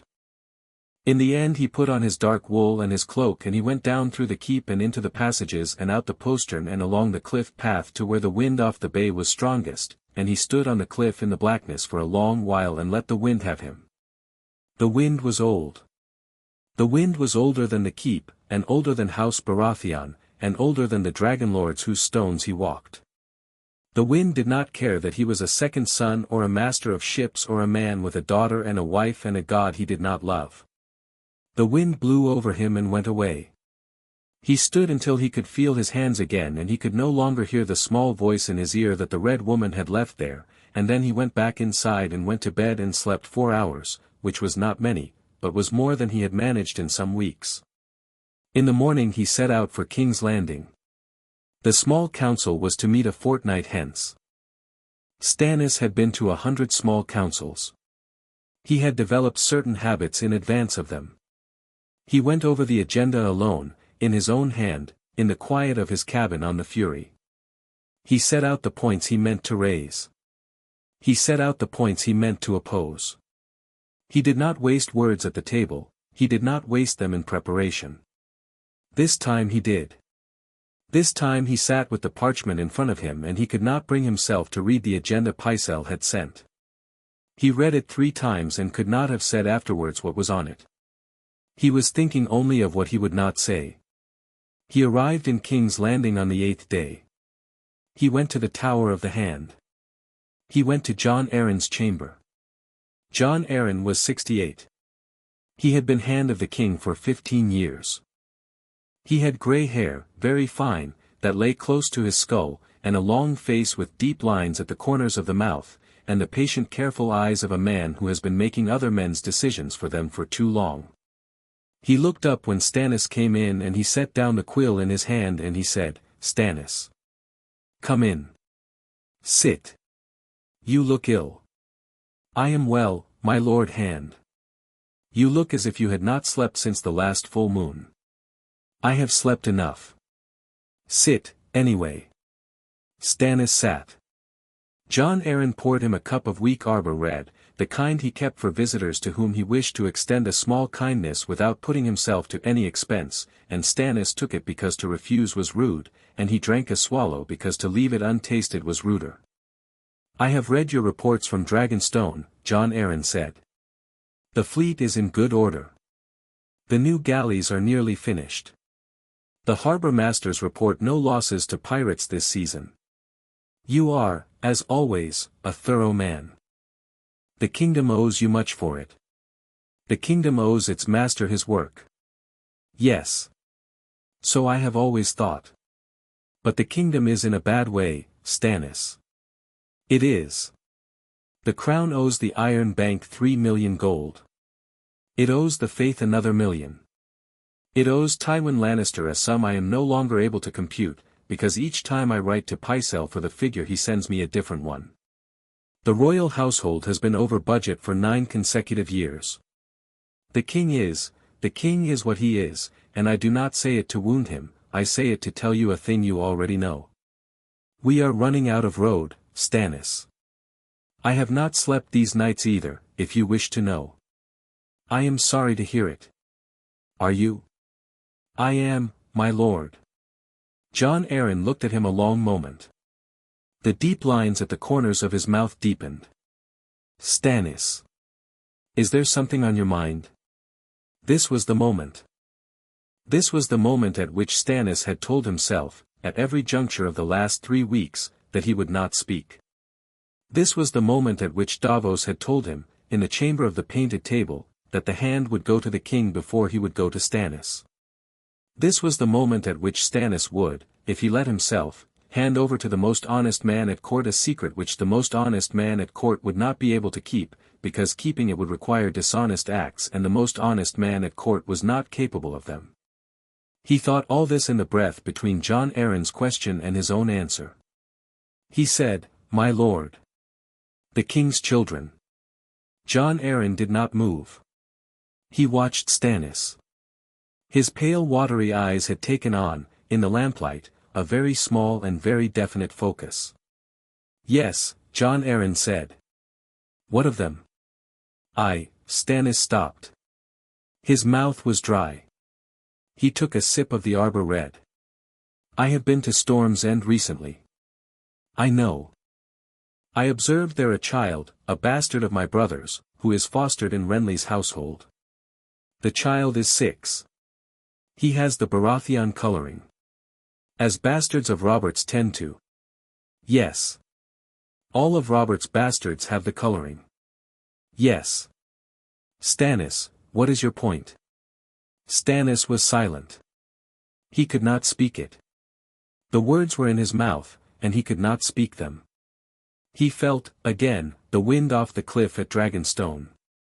He felt, again, the red woman's "the seed is strong." He thought of his daughter on the rock in the sea with a wife who had begun to wear red gowns and a foreign priestess at her elbow.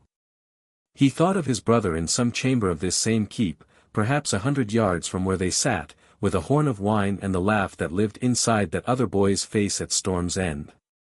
He said, "I will send you a list.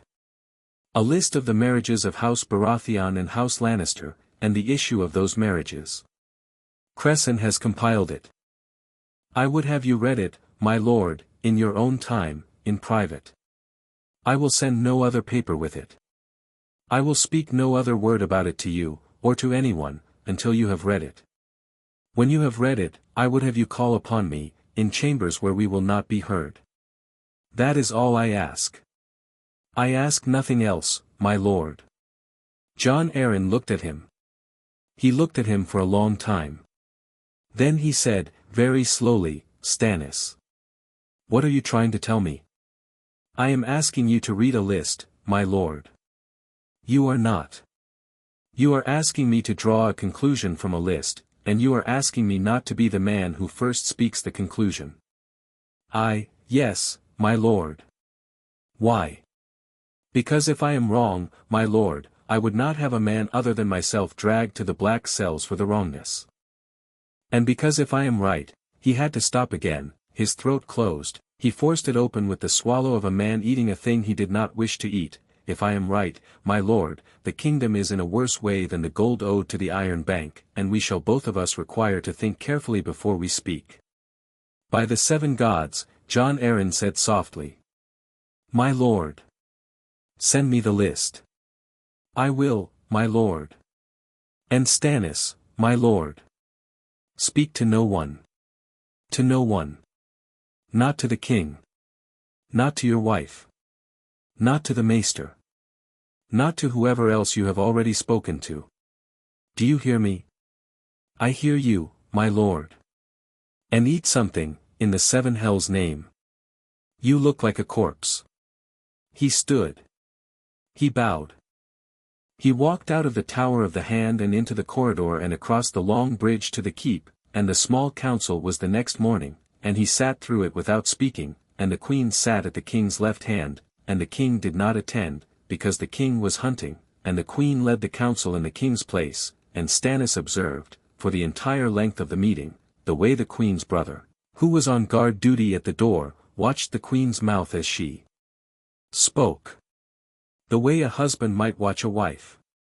The way a man watches a thing he loves, and is afraid to be seen loving.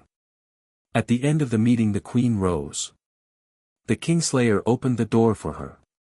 She passed through, and as she passed she laid her hand briefly on his armored chest, just where the white cloak hung from his shoulder. It was not a long touch. It was the touch of a woman straightening a cloak. Any woman might have done it for any sworn brother. It was nothing. Stannis saw it. He saw, too, the very small inclination of Jaime Lannister's head at the touch, and the very small change in the Kingslayer's face, the smallest of softenings, a thing that no man not looking for it would have seen. Stannis was looking for it. He went back to the Tower of the Hand.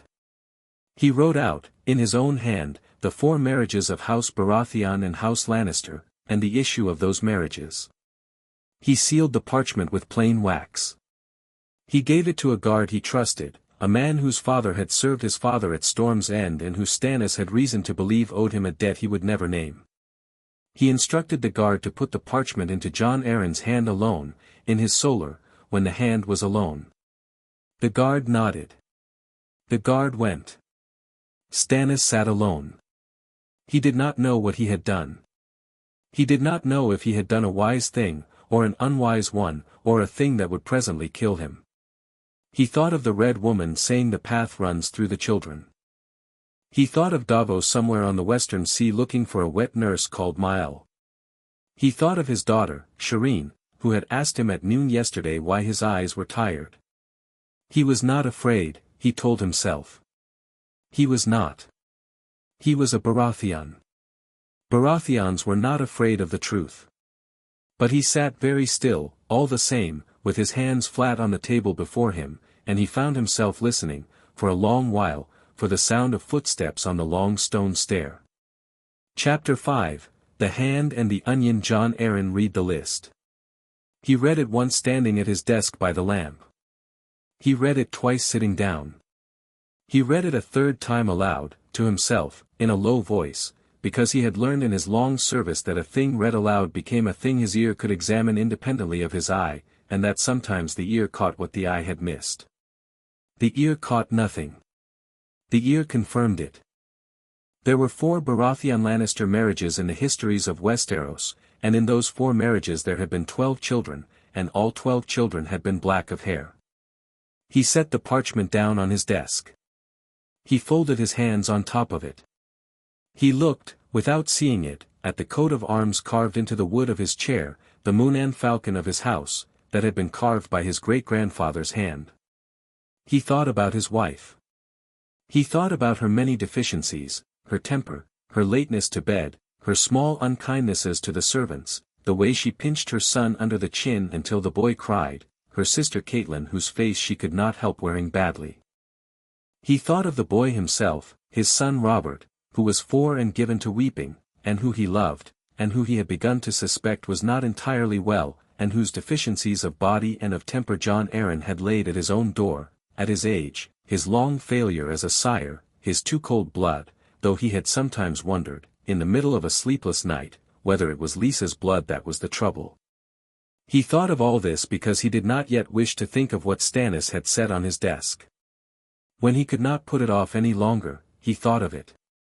He thought of the Queen. He thought of her 3 children. He thought of her walking the gardens with her brother in the white cloak, the brother who had killed the king. Jon Arryn had served his whole life and who, the Queen's brother, had then been pardoned by Jon Arryn himself, on the grounds that the killing had been done in defense of the realm, and had been sworn to the white cloak that he might wear it for a lifetime in restitution. The brother had been at Cersei's elbow ever since. Jon Arryn had taken the brother's posting to the white cloak as a kind of private banishment, the king's way of removing a vow-breaker from his house's strength. He had not, until this moment, considered that it might also have been the Queen's way of holding her brother near her. He stood up. He went to the window. He stood looking out at the city. It was raining in King's Landing. It rained so seldom in the city in summer that the rain, when it came, seemed always to bring some message with it. The drops came down out of a low grey sky and beat on the slate roofs and made the cobbles dark. He could see, from his window, the curve of the Blackwater Rush, and the masts of the ships in the harbour, and at the eastern end of the city the white walls of the Red Keep climbing up against the rain. He had stood at this window for 15 years. He had stood at it through 3 queens, Robert's mother and Cersei's mother and Cersei. He had stood at it through births and deaths and the disasters and small mercies of his service. He had not stood at it, in all those years, with a parchment behind him on his desk that meant what this one meant. If it was true. He closed his eyes. He breathed out a long slow breath. The honest part of him knew it was true. The honest part of him had known it from the moment he had read the second line of the second page. The honest part had been, during the third reading, repeating to itself the small private things he had observed at court these 15 years and had set aside as not worth observation, how Cersei would not look at her husband's face but would always, at every feast, seek over his shoulder for her brothers, how the white cloak found small reasons each day to return to the Queen's apartments, how the children had been kept very close to the Queen and very far from the King, even when the King had been disposed to fondness, how the King himself, a ruined drunkard's intuition still sometimes rising through the wine, had been heard to say once, in Jon's hearing, "The boy isn't mine, Lord Hand, he can't be mine, where would my get find a face like that," before he had laughed and asked for another flagon and forgotten it. Jon Arryn had remembered. He had not, then, taken it as anything but the joke of a man who hated his wife. He turned from the window. He sent for Pycelle. Pycelle came. Pycelle was old, very old, and had been Grand Maester through 5 reigns, and was as ruined as the kingdom and as comfortable in the ruins. He came shuffling into the chamber of the Hand in his thick chain and his thicker robe and bowed and said, "My lord Hand. The morning is wet. Your knees are no doubt aching." "My knees are well, Pycelle. Praise the mother for her gifts. I have a question for you. About a certain matter of records. I am at the disposal of the Hand. In the records of the citadel, kept in the maester's tower below, there is a collection, I believe, of letters and instructions concerning the issue of noble marriages. Births, deaths, illnesses of the line. You receive copies of them when you are notified." "Yes, my lord. The citadel keeps such a record. We update it at the conclave each year. I would have you fetch me the entries pertaining to the line of House Baratheon. From Lord Stephen's marriage to Lady Cassanna down through the present. Births, deaths, and any reports the maester at Storm's End or in the household at King's Landing has sent in over those years." Pycelle looked at him. It was a very small look. It was the look of a man whose eyes had widened by perhaps the thickness of a coin. Jon Arryn knew that look. He had been looking at it for 15 years. It was the look of a man calculating whether the request he had just received was a request he ought to comply with at once, or to comply with slowly, or to fail to comply with at all. "My lord," Pycelle said. "May I ask the purpose of the request?" "You may not. It is, my lord, a delicate sort of request. The line of House Baratheon is the line of His Grace. To fetch out the records of His Grace's siblings and his grandparents and his issue, it is the kind of work that ordinarily would be undertaken at the king's word, my lord, or the queen's. Forgive me. I am old, and old men are cautious. I would be greatly relieved to know that the king has authorized this inquiry. He has not. I see. I am the hand of the king. I am authorized to know what I require to know to perform my duties to the king. Fetch me the records, maester. Fetch them by the morrow noon. Do not speak of this errand to anyone. Do not speak of it to His Grace, or to her Grace, or to any of the household. If you cannot accommodate this requirement, my lord, you are welcome to retire to your quarters and inform me, and I will send a man to fetch the records in your stead. Tell me which it is to be." There was a silence. Pycelle's white beard was very still on his chest. Jon Arryn watched him. He had known Pycelle a long time. He knew that Pycelle was, at the bottom of his old soft self, a man of one master, and that the master was the gold of the rock. He knew also that Pycelle was a coward, and that a coward could be moved by the immediate threat of his own dismissal where he could not be moved by the distant threat of his master's displeasure. Pycelle was old. The citadel would not give him another posting if he were dismissed. He would have to crawl back to Old Town and live out the last of his days in a cell shared with 3 apprentices. "I will fetch the records, my lord. By morrow noon. By morrow noon, my lord. Speak of it to no one. To no one, my lord." Pycelle bowed. Pycelle went. Jon Arryn stood at his window for a while longer. He thought, he will speak of it. He will speak of it to the queen by sundown, because sending word to Casterly Rock takes 7 days and he wishes the queen to know first because the queen is here in the keep and the queen is the more present master. He will tell her. The records he brings me will be the records the queen wishes me to see. I will have a day at most before she begins to act. He thought, I require another source. It was 3 days later that Davos Seaworth came in by the back gate of the Tower of the Hand at the small grey hour after midnight, with his cloak wet from the rain and his hair plastered flat against his skull, and asked, in a voice he kept very low, for an audience with the Lord Hand. The night porter was a man called Hugh of Stout.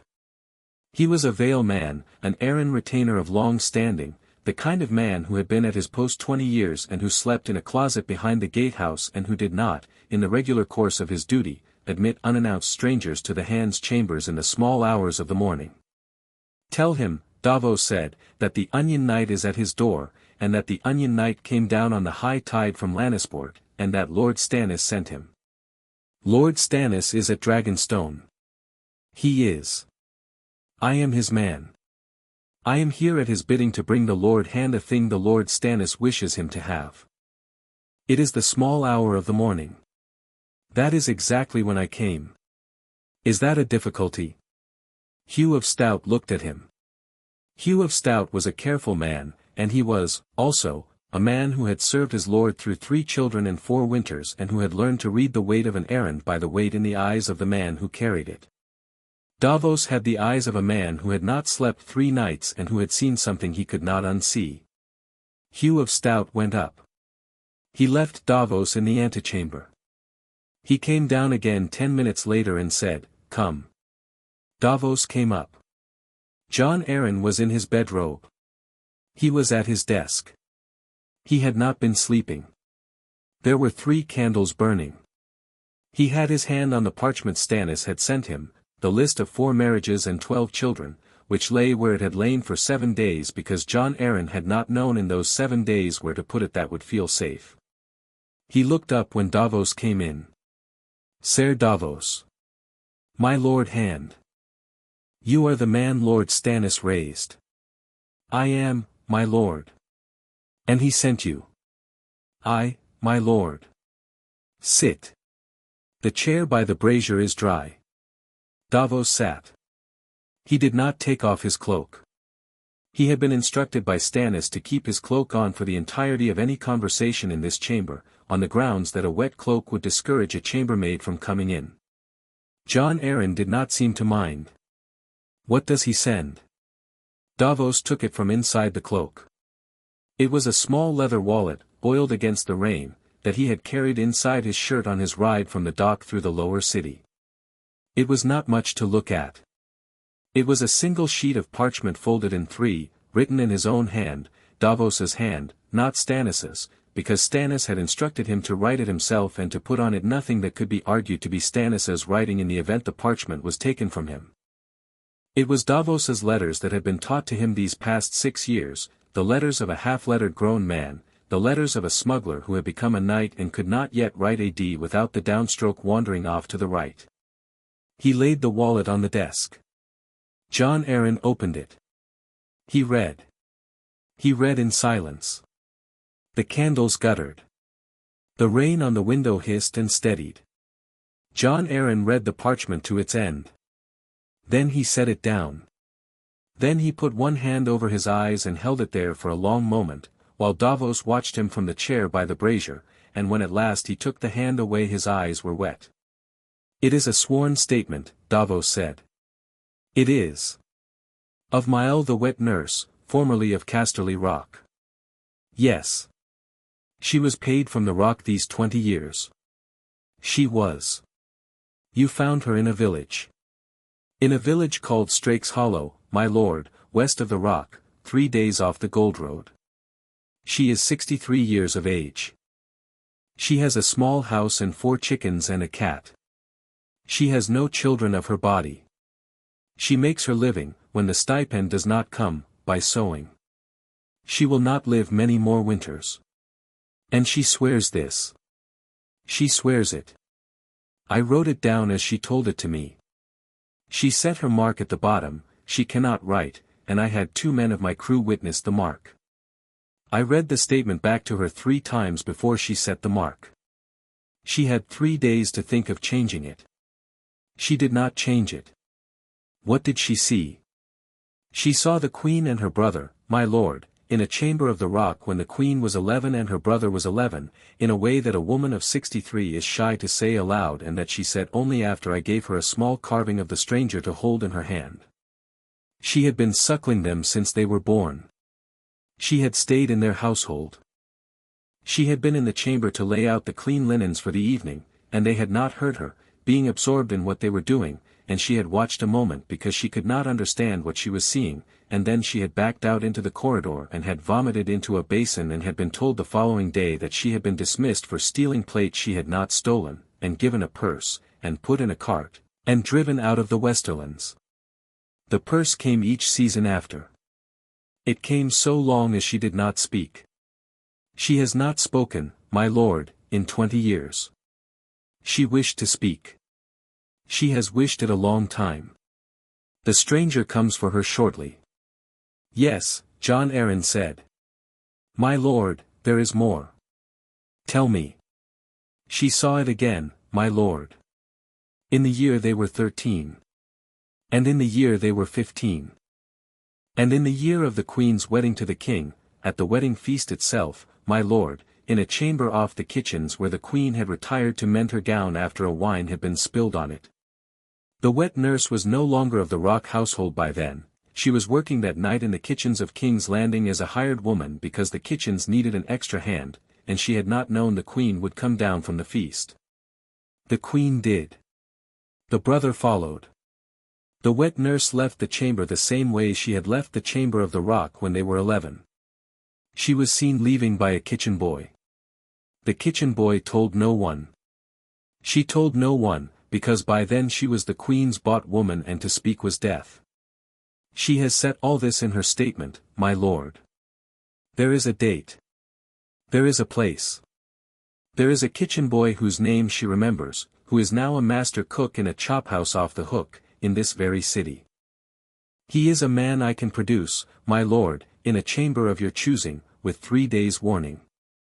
Jon Arryn sat with his hands very still on the desk. The hour grew late. The candles burned down to a hand's breadth above their saucers, and the rain on the windowpanes thinned. He said, At last, you have done a great work, sire. I have done what my lord asked of me, my lord. Where is the woman now? In her village, my lord. Under the watch of 2 men of my own crew. Not as prisoners. As guards. They will keep her there until I send word, or until the Lord Stannis sends word. They are good men. They are paid to forget that they have been in Strake's Hollow. Send word to them tonight. Bring her to King's Landing. My lord, bring her, sire. Bring her under your own protection. Bring her by sea, not by road. She will be safer on water. Take her to Dragonstone first if you must, and from Dragonstone to here. Do not bring her up the Blackwater. There is a small private quay below my own apartments at the foot of the keep. I will see that the gate is open.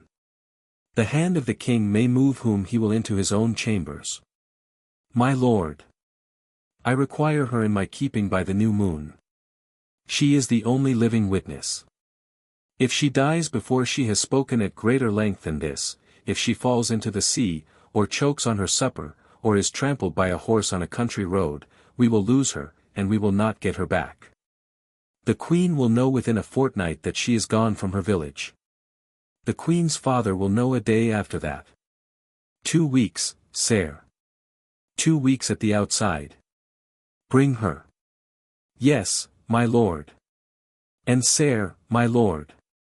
You will not tell Lord Stannis that I have asked this of you, until you have brought her here. He will wish to be told. I do not wish him to know. He is at Dragonstone. He is at a distance. He cannot move her any safer than you and I can move her. He can only make her movement public. Do you understand? I do, my lord. Go, then. Davos went.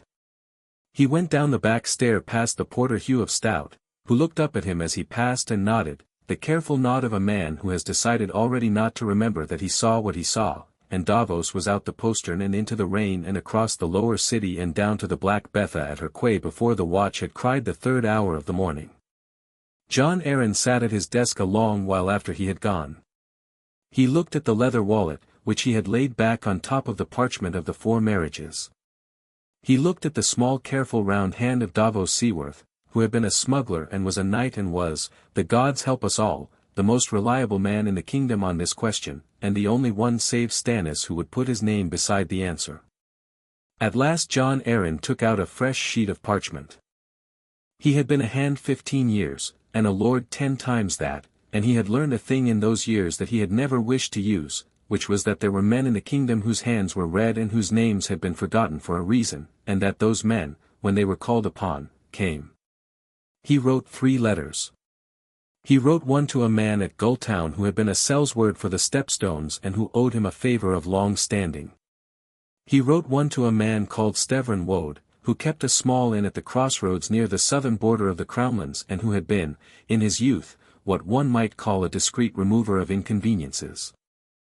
He wrote one to his nephew Elbert Arryn, who had nothing to do with the matter at all but whom he wished, urgently, to see in King's Landing within the fortnight, because Elbert was the heir to the Eyrie after John's son Robert, and John's son Robert was not well, and John had an uneasy feeling that he wished, before this matter went any further, to have a man of his own blood near at hand. He sealed each letter with his Munan falcon. He put them on the corner of his desk for the morning's rider. He did not sleep. In the morning, Maester Pycelle came into his chamber with a thick stack of records bound in oiled linen. He laid them on the desk and said, "The records you required, my lord. The history of the line of his grace, going back 4 generations. May I ask, my lord, if there is any further service I may render?" "There is not, Maester." "Thank you. You may go."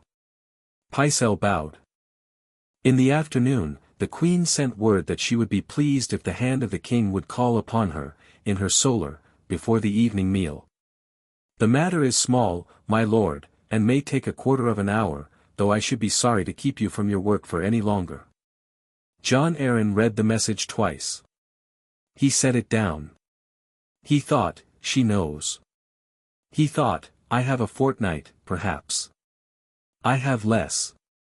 He thought, "I am 68 years old and I have served 4 kings, and I had thought, until last week, that the most difficult work of my life was the war. I was wrong. The war was easy. The war was an open thing, with banners.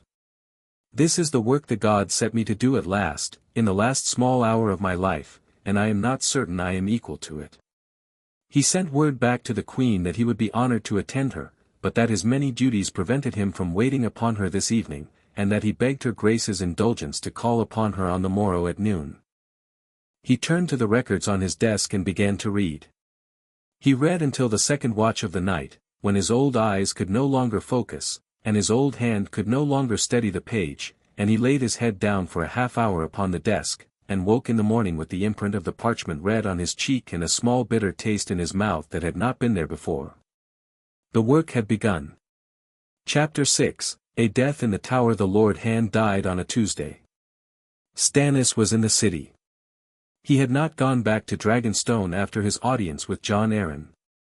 He had told himself he would, then told himself he would not, and at last had told himself the fiction that the small council was sitting again in 9 days, and that for the master of ships to ride twice to Dragonstone in a fortnight was to take leave of his post. He had taken rooms in the Tower of the Hand and he had stayed. He had sent word to Cresson, in writing he had not signed, to keep Celis at her devotions and Shireen out of the Sea Dragon Tower and to admit no foreign visitors to the keep until further word. He had heard nothing back. He had not expected to hear back. Cresson would do as he had been instructed, or he would not, and the silence was a kind of answer in either case. He had taken his meals alone. He had slept poorly, in the high narrow chamber John Arryn had given him, with a single candle by the bed and the keys of the door under the pillow. He had sat with the hand each morning at the breakfast hour. The breakfasts had not been long. John Arryn had grown thinner in the fortnight since Stannis had come, the deep lines about his mouth had cut themselves deeper, the patient eyes had begun to take on the slow-moving wariness of a man who has put his hand into a bag he is not yet certain how to draw it from. They had not spoken of the matter directly. They had spoken of the records of House Baratheon, which Pycelle had brought, and of the discrepancies John Arryn had found in them, the pages that had been recopied in another hand, the dates that did not match the dates the Citadel kept, the entries that Pycelle would not have known had been entered. They had spoken of the wet nurse, who Davos had brought up the river by night and who was now in John Arryn's own apartments, in a room with no window and a door barred from outside, with a girl from the kitchens to sit with her and tell her the morning news. They had not spoken Cersei's name. They had not spoken Robert's. They had spoken, instead, of the matter, and the list, and the witness, as one speaks of a thing whose proper name is not yet allowed in one's mouth. That morning, the morning of the Tuesday, Stannis had come down to breakfast and John Arryn had not. A page was sent to fetch him. The page came back to say that the Lord Hand had not slept well, and was not eating, and would beg my Lord of Dragonstone's pardon if he took his porridge in his chamber. Stannis had nodded. He had eaten his own breakfast. He had drunk 1 cup of his own watered wine and had thought of going up to look in on the Hand and had thought better of it. He had a council to prepare for. He had work to do. It was the porter Hugh of Stout who came to find him an hour past noon. Hugh of Stout came up the stairs without his slippers. Stannis was at the chamber window with the council agenda in his hand. He turned at the sound. Hugh was a careful man, as Davos had described him, and his face was the face of a man who had been rehearsing his words on the way up the stair and who, having reached the door, had forgotten them all. My lord. Yes. My lord. The Hand. Stannis set the agenda on the desk. Tell me. He is in his bed, my lord. The Grand Maester is with him. They have been in there an hour. I was instructed by the Grand Maester to admit no one. But my lord, I am the Hand's man, not the Maester's. I would have you go up. Stannis went up. The door of Jon Arryn's bedchamber was at the top of the inner stair.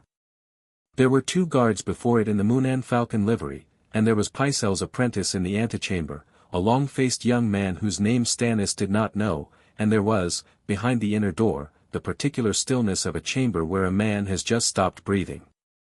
Stannis pushed the door. Pycelle was at the bed. The bed was hung with grey curtains, the curtains were drawn back. Jon Arryn lay against the pillows in his sleep shirt with his white hair fanned out on the linen and his face the color of an old beeswax candle. His mouth was slightly open. His eyes were closed. There was a small cup of clear liquid on the bedside table, half drunk, a basin on the floor beside it, into which a thin yellow vomit had been emptied. Pycelle was bent over the Lord Hand. Pycelle straightened up when Stannis came in. Pycelle's face was carefully composed. My Lord of Dragonstone. What has happened, Pycelle? It is a sad day, my lord. The hand has been taken from us. A flux of the bowels. It came on him in the night. I was sent for at the 2nd watch. I gave him the dragon's tongue tea, and then the milk of poppy, but the flux had reached his heart, my lord. He was an old man. His old heart could not bear it. The mother be merciful to him. Show me his hands, Stannis said. My lord. His hands, Pycelle. Pick them up and show them to me. Pycelle hesitated. Then he picked up Jon Arryn's right hand from the coverlet and laid it across his chest. The hand was cold. The fingers were curled. The nails were faintly blue. His other hand. Pycelle picked up the other. It was the same. The fingers were curled. The nails were blue. There was, on the wrist, the small dark mark of a vein that had been pricked and bled. There was, in the cup on the bedside table, the unmistakable smoky flicker of Lyseni tears at the bottom of the dregs, a thing Stannis had seen used aboard ships in his service to put down rats and to put down men. He did not need a maester to read the cup. He did not need a maester to read the hands. You gave him the dragon's tongue tea, Stannis said. I did, my lord. He was given other things, was he not? My lord, I am the king's grand maester, my lord, I would not, he was given other things. From whom? My lord. The Lady Lisa was with him last night. She brought him a tonic of her own preparation. She has long been concerned for his health. The Lady Lisa is much grieved. She will require comforting. Where is she? She has departed to her own apartments to seek her son and to speak to the Septas, my lord. The boy must be told. The arrangements must be made. The king must be sent for. The king is hunting. He is, my lord. He is at Wendwater. The ravens have gone. Stannis stood at the foot of the bed. He looked down at Jon Arryn. He had known Jon Arryn 23 years. He had not loved him, love was not in Stannis's gift, but he had respected him, and respect was rarer in Stannis's gift than love would have been in another man's, and the absence of Jon Arryn from the world was a thing that Stannis felt as a column of air in a building, an emptiness that had not been there before, that the building did not know how to support around. He did not weep. He could not weep. He had learned not to weep at 12. He turned to Pycelle. "You will leave this chamber," he said, "and you will return to your apartments, and you will compose your account of this morning, and you will speak to no man who is not myself or the king before I have had it from your hand. Do you understand? My lord, the queen will require, you will not speak with the queen. Do you understand? My lord, do you understand? Yes, my lord. Go." Pycelle went, with the small shuffling indignity of an old man who has been dismissed before he had finished, and Stannis heard the apprentice in the antechamber following after him on quick guilty steps, and then the chamber was empty save for him and the body of the Lord Hand and the cup with the smoky flicker at the bottom and the basin with the vomit. Stannis closed the bed curtain. He sat down in the chair beside the bed. He sat for perhaps a quarter of an hour. He did not know later what he thought, in that quarter of an hour. He thought of his daughter on the rock in the sea. He thought of his wife in the red gown standing in the doorway of the great hall. He thought of his lord brother on a horse in the king's wood with mud and blood on his boots, laughing at some joke at the expense of the man at his elbow. He thought of the wet nurse Mael, who was somewhere in this very tower, in a chamber with no window and a door barred from outside, eating her porridge and asking the kitchen girl whether the pheasants were thick on the river this season. He thought, the queen has acted, and I am still standing in the chamber where the action ended. I have a half day, perhaps a day, before she comes for the rest. He stood up. He went to Jon Arryn's writing desk. He sorted through the parchment stacked there. He found, beneath a pile of small accounts, the leather wallet Davos had brought up in the small hours of the morning a week ago, and inside it the parchment of the wet nurse Miles Mark, and beside the wallet the foremarriage's parchment that Stannis had himself written out in his own hand. He took both. He folded them into the inside lining of his doublet. He left no other papers, he opened no other drawers, he disturbed no further thing in the chamber. Then he went out, and he closed the door, and he gave Hugh of Stout 3 orders. You will bar this chamber from the inside, with the maester's apprentice still in the antechamber, and you will admit no one until the king himself has come and gone. You will send a man down to the small private quay below this tower and tell my master-at-arms that I require the Fury to be ready to sail with the morning tide. You will go yourself to the apartments where the wet nurse Mael is being kept, and you will admit Ser Davos Seaworth, and only Ser Davos Seaworth, to her chamber, and you will tell him from me that he is to take her down by the postern stair to the quay tonight, an hour after moonrise, and to be aboard the Fury by midnight. Do you understand? Yes, my lord. Repeat the orders. Hugh of Stout repeated them. He had repeated his lord's orders all his life. He repeated them now exactly. Stannis nodded once. He turned to go. Hugh of Stout said, My lord. Yes. My lord, was it done? He did not say was the Lord Hand killed. He said was it done, the way a man says it when he has been turning a possibility over in his hand all morning and does not wish, even now, to give the possibility a true name. Yes, Stannis said. It was done. Yes, my lord. You have served him well. I had thought, my lord, I had thought it would be next year. So had we all. He went down the stair. He did not return to his rooms. He had nothing in his rooms that mattered. He had 2 changes of dark wool, his shaving glass, a small leather case of his correspondence, and a chess set Cresson had given him when he was a boy. He did not need them. He went down to the small council chamber, where the agenda still sat on the table where he had laid it that morning. He took up the agenda. He carried it across the bridge and into the king's apartments and laid it on the king's desk. The king was not there. The king had been at Wendwater since the 2nd day of the moon. Stannis bowed to the empty chair, because he was the kind of man who bowed even to empty chairs when the chair was the king's, and he turned and went down again. He did not speak to anyone in the corridors. He did not look at the queen's apartments as he passed them. He went down the long stair through the inner ward and out through the king's gate and down the long hill of Aegon to the river, and he found his way, by foot and unobserved, to the little private quay below the Tower of the Hand. The Fury was not yet there. The Fury was at her berth across the harbour, where she would be made ready over the course of the day. He sat on a coil of rope at the quay, in the shadow of a stack of crates, and he watched the river for some hours. Davos came to him at sunset. Davos came alone. He had on a sailor's coat. He had on a hat. He had with him a satchel of bread and salt fish, which was the best he had been able to do at short notice, and a horn of weak ale, which Stannis took because he was thirsty and not because he wished it. "You have her." "I have her, my lord. She is in the cabin off the steerage. She is in good spirits. She has been telling my mate jokes. She is 63. They are old jokes, my lord." "Davos." "My lord. He died this morning." Davos sat down on a coil of rope opposite him. He took off his hat. He turned it in his hands. "I, my lord.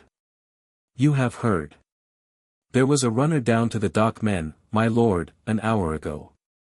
Word travels. It does. My lord, I do not wish to hear it. Whatever it is. I do not wish to hear it. I have been thinking it myself all afternoon. I do not require you to think it for me." "Yes, my lord." They sat in silence for a long while. The sun went down behind the dome of the September of Baelor. The river went black. The torches were lit on the harbor wall. Somewhere in the upper city a bell began to ring for evensong, and another bell, lower in pitch, began to ring for the dead in the September, and Stannis knew that the second bell was for the Lord Hand. He listened to it ring. It rang 98 times, the count of Jon Arryn's years, which the septons would have set down on a slip of paper in the bell tower and which the bellkeeper would have rung off in his slow professional way without paying any mind to the man's life he was counting. "Davos. My lord. We sail tonight." "Yes, my lord. We sail to Dragonstone. We sail straight. We do not stop at the lighthouse. We do not put in at Cracklaw. If a king's galley signals us in the narrow sea we keep our pennants struck and we run for it. I had rather lose the Fury on a reef than lose the wet nurse to the queen." "Yes, my lord. And then, my lord." Stannis was silent a long moment. He looked out at the black river. He thought, the path runs through the children. He thought, I am about to do a thing for which there is no remedy. I am about to step from one room of my life into another room, and I will not be able to step back, and the room I am stepping out of contains my brother who I have loved in my bad way as long as I have been alive, and the room I am stepping into contains a war. He said, and then I will write to every great lord of the 7 kingdoms, and I will tell them what I know, and I will tell them what I have. And I will demand that the king, my brother, hold a court at the Red Keep at the new moon, at which the wet nurse Mael will speak, and the histories will be read, and a council of the 7 great houses will sit in judgment on the issue of the queen's body.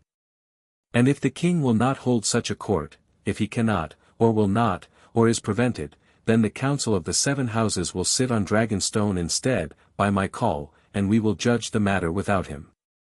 And we will set forth what the law of inheritance says must follow. My lord. That will be war. It will. My lord. Robert will not stand for it. Robert will set the city on you, no matter what is in his wife. Robert will set the city on his own brother before he will be told to his face that his crown is built on a lie. Yes. And the queen will not stand for it. The queen will set everything on you. Her father will set the Westerlands on you. Her brother will be in the field by the moon's end. The Reach will sit and watch to see who is winning. The North will go where Lord Stark goes, and Lord Stark will go where the king tells him to go. You will be one Baratheon against another Baratheon, with the Vale grieving its hand and not yet ready to act, and the Stormlands held by a boy who loves the king better than he loves his elder brother. My lord, you have not the men. I have the right. My lord, Davos. I have the right. The right is a thing. It is a small thing, and it is not many men, and it does not feed an army or float a ship. But it is a thing. And no other man in the kingdom has it. And if I do not press it, no one will, and Joffrey will sit the Iron Throne in time, and Joffrey will be a worse king than any king Westeros has had in the long memory of men. I have looked into his face. I have looked into the face of his father, of his real father, across the council chamber for 10 years. I will not have either of them on the throne my brother won at the Trident. I will not. Not while I draw breath. Davos said nothing for a while. He turned his hat in his hands. The torches on the harbor wall guttered. A galley slid by in midstream, oars muffled, lanterns hooded. They watched her go. Davos said, "My lord. Will you write to your brother?" "I will." "Will you write to him before the rest, or after?" "I will write him last. He will want to be the first told and he will be the worst hearer. I will give him the letter on the day I have sent the rest. He will not have time to call any man other than the Queen's people. He will read the letter. He will have a day, perhaps 2, to think on it. Then I will be at his door." "At his door?" "Yes." "With what?" "With the wet nurse. With the histories. With Cresson. With my fleet. With the bastard from Storm's End, if my brother Renly has not the wit to keep him hidden. I will bring my brother the proof. I will lay it before him in his own hall. I will offer him the dignity of choosing whether to set aside the Queen's children or to set aside me. I will not give him the dignity of a third path. There is no third path. And if he chooses you, then we are spared a war.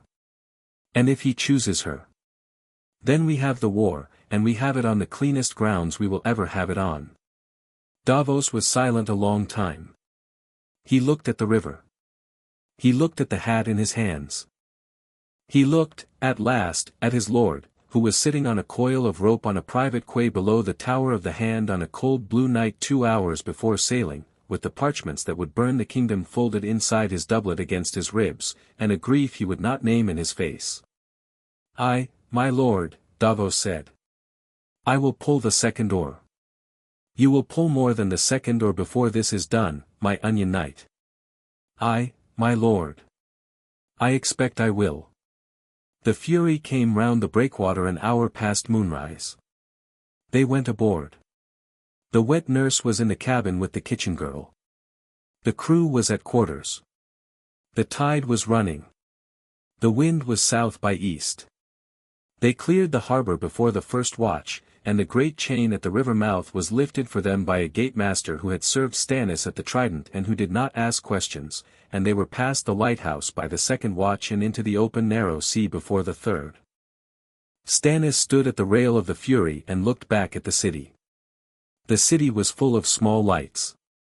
The Red Keep stood on its high hill, lit as it was always lit, the September of Baelor on its hill west of it, also lit, the hill of Aegon between them, half in shadow. The bells had stopped. The night was clear.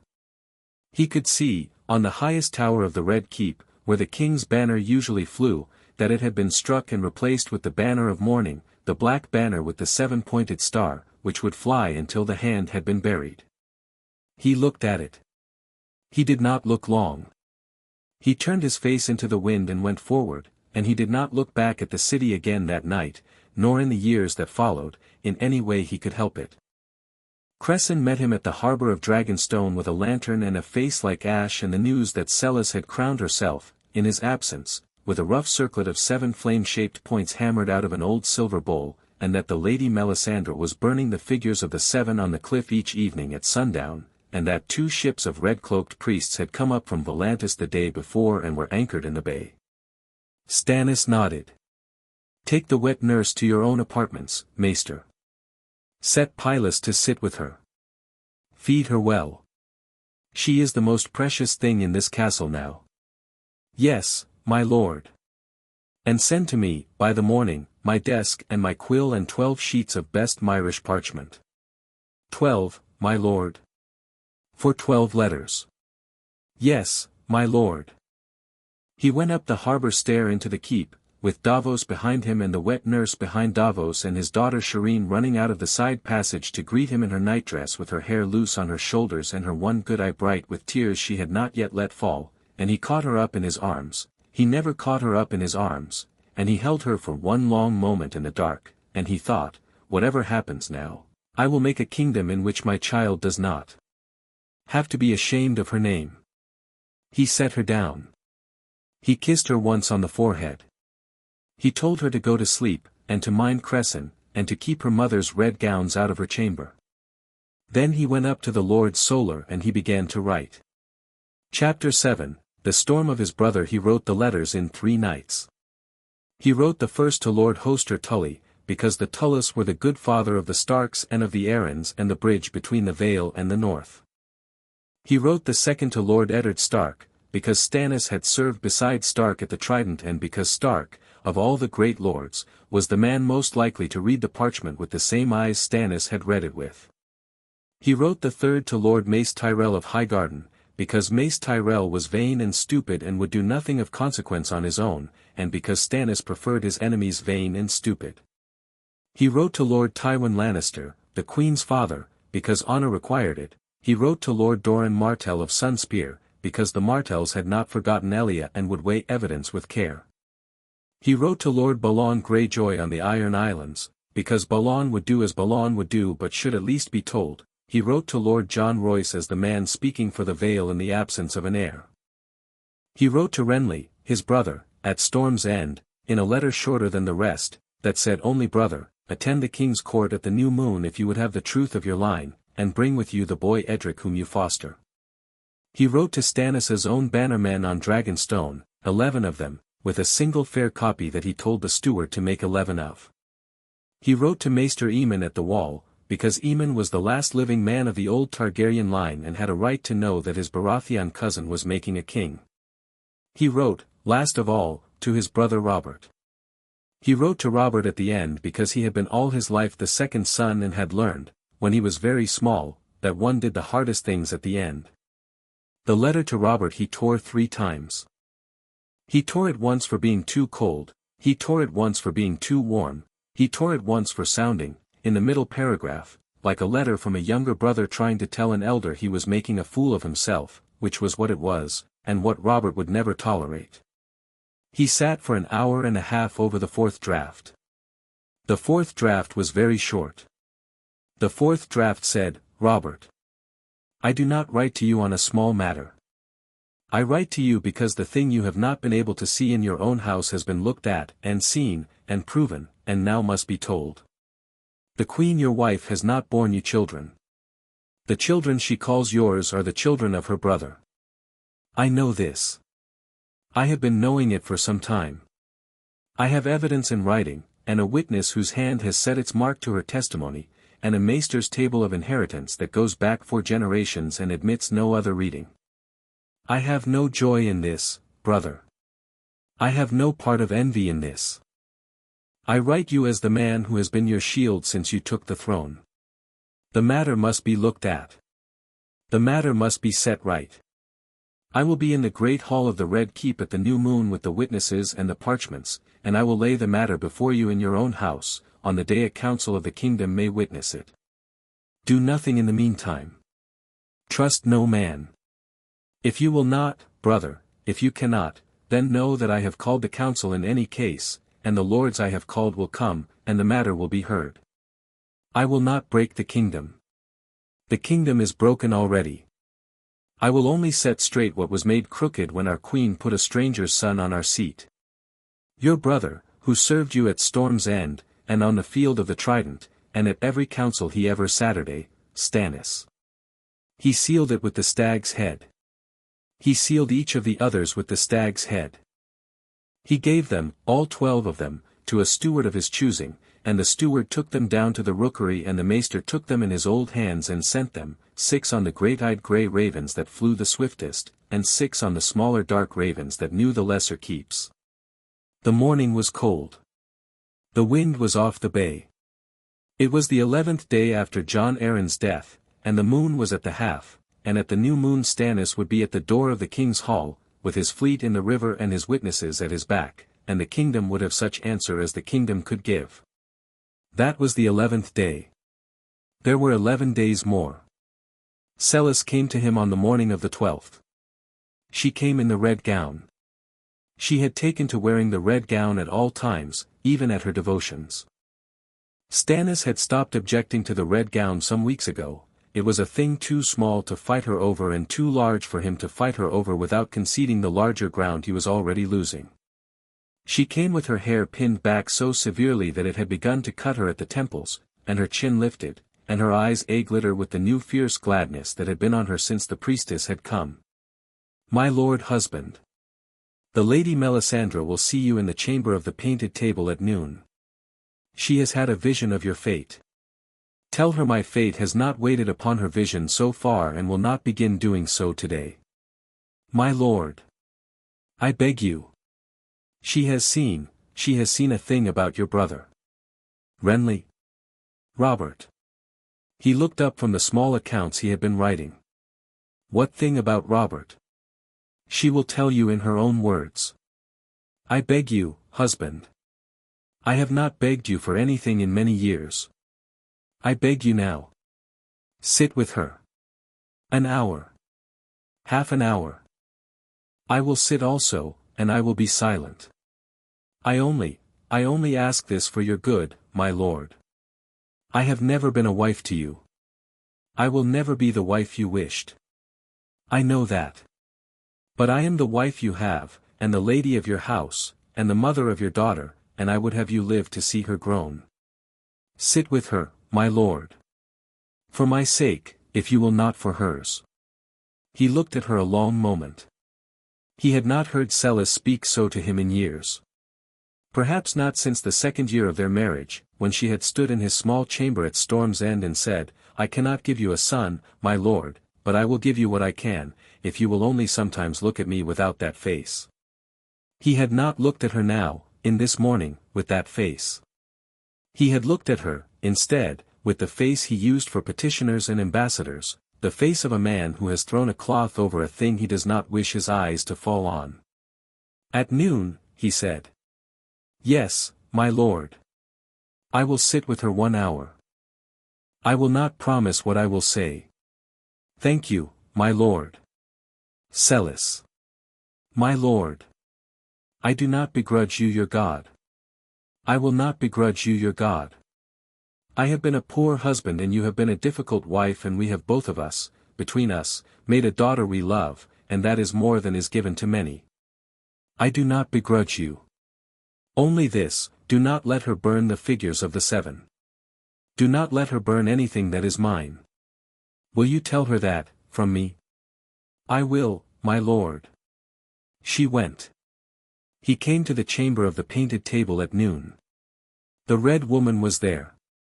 Celis was there, in the red gown, sitting in a chair against the wall with her hands folded in her lap.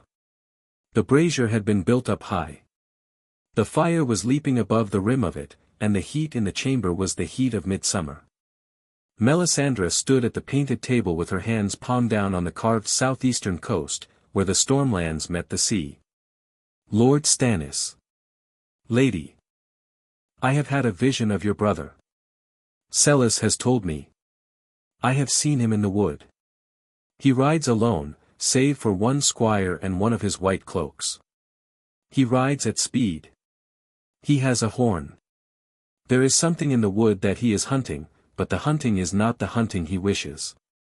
He is angry. He has drunk too much. He has had a letter." "What letter?" "Yours, my lord." Stannis looked at her. "I have not yet sent the letter to Robert." "You have written it." "The letter has been written.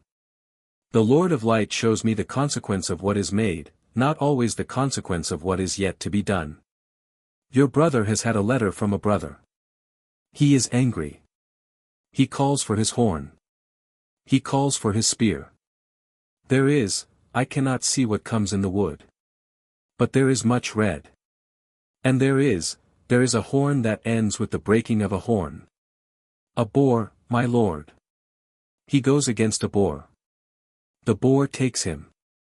He has hunted boars all his life. He hunts this one drunk. The Lord of Light shows me his last hunt. It will be his last hunt. Celis, against the wall, made a small sound. It was not a word, it was the small intake of breath of a woman who has been told she is to receive a gift and is afraid to thank the giver too soon. Stannis did not look at her. He looked at the red woman. You are telling me my brother will die. I am telling you the Lord of Light has shown me your brother's death. The two are not always the same. Visions become true, my lord, only when they are spoken aloud. I have spoken this aloud. So it shall be. You have not seen this in any flame I will believe. No, my lord. I have seen it in the flame I have, and that is the only flame I am given. Pycelle hangs his diagnoses on the bowels of slaughtered fowl. I do not credit those, either. My lord, you are angry. I am very angry. The anger is just. You have been ill-used by your house. You will be ill-used yet further. Your brother in the south will die in the wood. Your brother at Storm's End will not stand by you. Your wife will go further into her God than you can follow. Your daughter will be saved, my lord, the Lord of Light will give you that mercy, but I will require something of you at the end for it. You will be the king of Westeros. You will burn the king's bones with the bones of his queen, and you will sit the throne, and the long night that comes from beyond the wall will not pass over your kingdom. This is what is shown to me. This is what I came for. I do not ask you to thank me, my lord. I do not ask you to love me.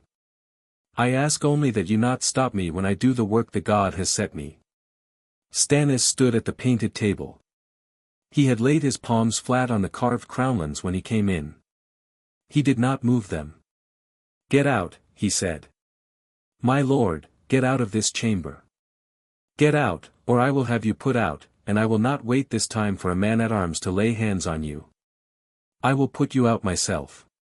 Husband, Celis began. You also. My lord, out, both of you. Out of my chamber. Out of my council. Out of the painted table, which has not been carved for the use of charlatans nor the gossip of wives. I will not have it. I will not. Out. They went. They went without speaking. Celis passed in front of the red woman as they went out, and at the door Celis looked back at him once, and Stannis met her look, and he saw on her face not the fanatic he had been seeing these many weeks but the lonely woman who had come to his chamber at Storm's End 13 years ago and had begged him in her own way to look at her without the face. He saw it. He could not help her with it. He held her look until the door closed between them. Then he turned to the painted table and put his palms back on the crownlands, and he stood for a long while breathing through his teeth, and he did not move until the heat from the brazier had gone out of the room. He did not believe her. He did not. He wrote it down on a slip of paper, after she had gone, I do not believe her, I do not believe a foreign priestess who came uninvited into my house can foretell my brother's death from a brazier of coals, and he folded the slip of paper and put it into the inside lining of his doublet next to the parchments he was already carrying there. He wrote it down because he did not entirely trust his own future memory of the moment, and because he was a man who, when faced with a temptation to comfort himself with a thing he did not believe, set down on paper the fact that he did not believe it, the better to keep his record of himself honest in the years to come. He sent the letter to Robert that evening. He sent it by a man he knew, a captain of a small fast galley, a man who had served Crescent at Storm's End and now served Stannis on Dragonstone. The captain took the letter under his shirt and sailed for King's Landing on the next tide, and Stannis stood on the harbor wall and watched the small dark sail of the galley take the wind, and he thought, now it is done, whatever happens after, the letter is gone, and I cannot call it back. The captain was 3 days out of Dragonstone when the news came. The news came on a different sail. It came on a king's galley flying the crowned stag of King's Landing, which dropped anchor in the bay of Dragonstone at mid-morning of the 8th day after the 11th, with 3 lords aboard her, all of them in mourning black. They were Ser Barristan Selmy of the King's Guard, Lord Stannis' old comrade Ser Brynden Tully who had ridden up the Trident in the rebellion, and a man Stannis did not at first recognize and then did, who was a herald of the small council in the king's livery. They came up to the keep. They were met at the gate by Stannis himself, who had been told of the king's galley and had come down. They were brought into the great hall. They were given wine. They did not drink it. The herald stepped forward and bowed and unrolled a scroll and read in a high clear voice that carried up to the gallery, "Hear the word of the crown of the 7 kingdoms. His Grace King Robert of the House Baratheon, first of his name, Lord of the 7 kingdoms and protector of the realm, took mortal hurt while hunting the king's wood on the 7th day of this moon and on the morning of the 8th day passed from this life into the next. The black star of the September of Baelor shall be hung against the city walls until the new king is crowned. We have come, Lord Stannis Baratheon of Dragonstone, to inform you of your royal brother's passing, and to escort you, by the council's command, to the Red Keep, to sit with the council and the Queen Mother in the matter of the regency that must be set up over our new sovereign His Grace King Joffrey, first of his name." Stannis did not let him finish. "He had a letter from me," Stannis said. The herald looked at him. "My lord? My royal brother. He had a letter from me on the morning of the 7th day of this moon. Did he read it before he rode out?" "My lord. I do not, I am not informed. Was the letter found upon him?" The herald looked at Ser Barristan. Ser Barristan was an old man and a brave one, and he had served 4 kings, and his face was the face of a man who knew what was being asked and did not wish to answer. Ser Barristan said, slowly, "There was a letter, my lord, in the breast of his hunting jerkin when we brought him out of the wood." "It was your letter, my lord. It had been opened." "Where is it now?" "In the hand of the Queen Mother." Stannis nodded once. He did not flinch. He did not show surprise. He had been expecting it for some hours, since the moment the herald had said the 7th day of this moon, which was the day that would see Robert read the letter, and he had been making himself ready in his mind for what he would say next.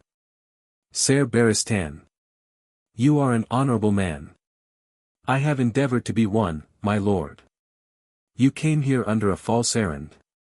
The errand was not yours. It was the Queen's. The Queen wishes me brought into the city to speak the matter the letter spoke of, in such a chamber and in such a company as the Queen has chosen, where the witnesses I would call cannot reach me. I will not come. My lord, I will not come. I will receive the council, and the Queen Mother, and the new king, in this hall, on the new moon, as I have written to all the great lords of the 7 kingdoms. They have been written. They are coming. They will be here. Until they are here, I will not put a foot beyond the gates of this island. I will not be brought into the city of King's Landing. I will not sit at any council a Queen Mother sits at. I will not bend the knee to a boy who is not the son of my brother. Do you understand me, sir? My lord. I understand. I am instructed to, you are instructed by a queen who has been a regent 12 hours. The queen has no authority to instruct the master of ships. The queen has no authority to bind the Lord of Dragonstone. The queen had no authority to send you to my hall. I will not punish you for coming, sir. I will set you back upon your galley, with all honor, and I will give you a fair wind home. But I will tell you, before you go, what you may tell the Queen Mother on my behalf. My lord. Tell her that I have read the letter she has read. Tell her that the parchments she will have already searched my chamber for are not in my chamber. Tell her that the witness she will have already inquired after is not in any place she will be able to find. Tell her that the lords of the 7 kingdoms have been written to, and that what is in the writing is a matter she will not be able to recall by raven nor by gold nor by any hand. Tell her that her son will not be crowned.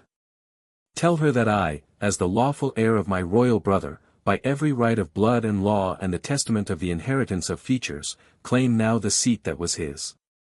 I will be the king. I will be a hard king. I will be a king who reads accounts. I will not be a king who is gentle to her or to her brother. Tell her that, sire. Tell her in those words. And tell her also that if she puts hand on the boy I have called nephew these 6 years, the boy who is not my brother's son but who has done no harm, the boy Joffrey, by my hand or by hers or by any other, if she puts a hand on him, or on her daughter, or on her younger son, in the days that come, I will take it as a violation of the king's own peace, and I will require an answer for it. Tell her so. Now go. Ser Barristan bowed. Ser Barristan said, very low, so that only Stannis heard him, my lord. I served your grandfather. I served your great-uncle. I served the Mad King and I served your brother. I am old, my lord. I have not wished, in my life, to wish for one master over another. I will go and tell the Queen Mother what you bid me tell her. Whether after that I will draw my sword for one Baratheon or for the other, I will say to you when I have decided it, and not before. That is fair, sire. My lord. He bowed again. He took his hat. He went down to the king's galley and he sailed. Stannis stood in the great hall of Dragonstone alone after they had gone. The herald and the Tully had gone with Ser Barristan to the wharf. The high windows of the hall were full of a hard cold light. Davos came in. My lord. The galley has sailed, Davos. Aye. My brother is dead. Aye. The Lannister woman has set Joffrey on the throne. Aye. The lords of the 7 kingdoms will be here in 7 nights. Aye, my lord. There will be war. There will, my lord. Stannis closed his eyes a moment. He felt, very briefly, the wind on the cliff at Dragonstone the night he had stood there alone after the Red Woman's first audience. He felt the weight of his daughter in his arms in the dark of the corridor the night they had come home from King's Landing. He felt, also, his brother the boy at the breakfast table at Storm's End telling him he was eating his eggs wrong, his brother on the field at the Trident with the blood of Rhaegar on his hammer, his brother on the throne in his unhappy fat majesty raising a horn and laughing at a joke he had not bothered to share. He had not loved Robert well. He had not been able to. He had loved him, in his way, all the same. He thought of Robert at the moment he had read the letter, alone in some glade of the King's Wood with a horn and a spear and the letter open in his hand. He thought of Robert in that moment, and he thought, brother, I am sorry. I am sorry for it, brother. I would have wished to do this another way. He opened his eyes. Davos. My lord. Send word to the harbor master. The fleet is to be made ready to sail to Storm's End on the morning tide of the new moon. Renly has not answered my letter. Renly will not answer my letter. Renly is a boy, and a Tyrell-fed boy, and Renly will need to be brought into the matter by an elder hand. We will sail on the new moon, after the council has met here, and we will make for Storm's End first, because Storm's End is the seat of our house, and a man does not go to claim a kingdom while another claimant of his own house sits in his ancestral hall.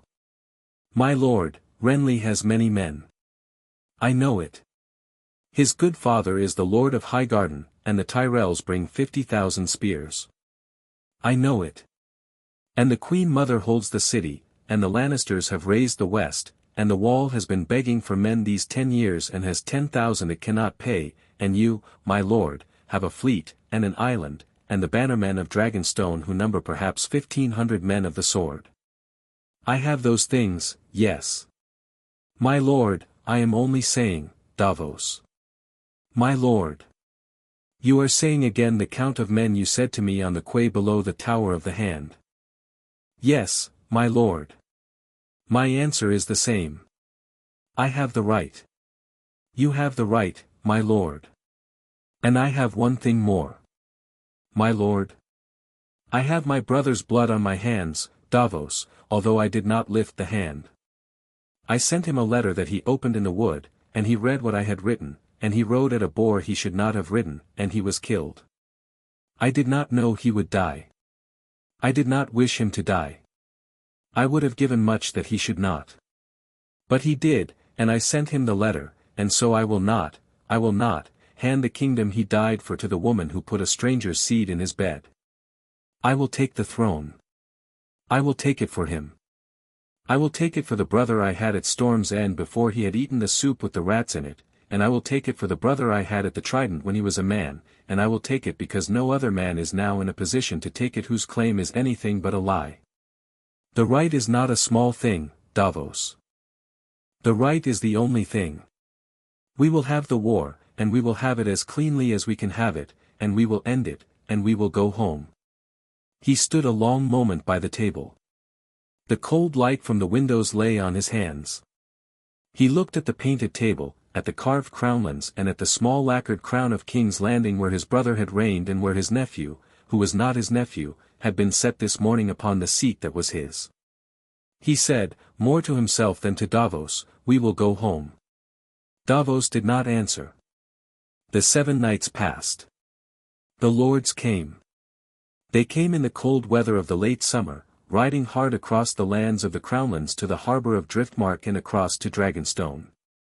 Lord Eddard Stark did not come. Lord Stark sent a man and a sealed letter that said, "I have read what you have sent, my lord, and I will not act before I have seen you, and I am riding to King's Landing." Lord Hoster Tully sent his brother Brynden, who had been in the great hall of Dragonstone 3 nights before with Ser Barristan, and who came up the harbour on his own galley with 20 Tully men-at-arms and a letter from his brother that said, "I will hold the Trident, you will hold the sea." Lord Mace Tyrell did not send a man, he sent only a small carved rose of green stone, in a small box, with a card that said, "With the Lord of Highgarden's compliments," which was a Tyrell's way of saying he had not yet decided. The Martells did not send. The Greyjoys did not send.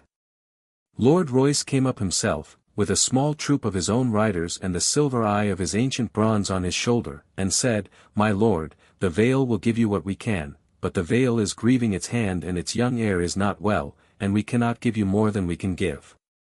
The bannermen of Dragonstone came. All 11 of them came.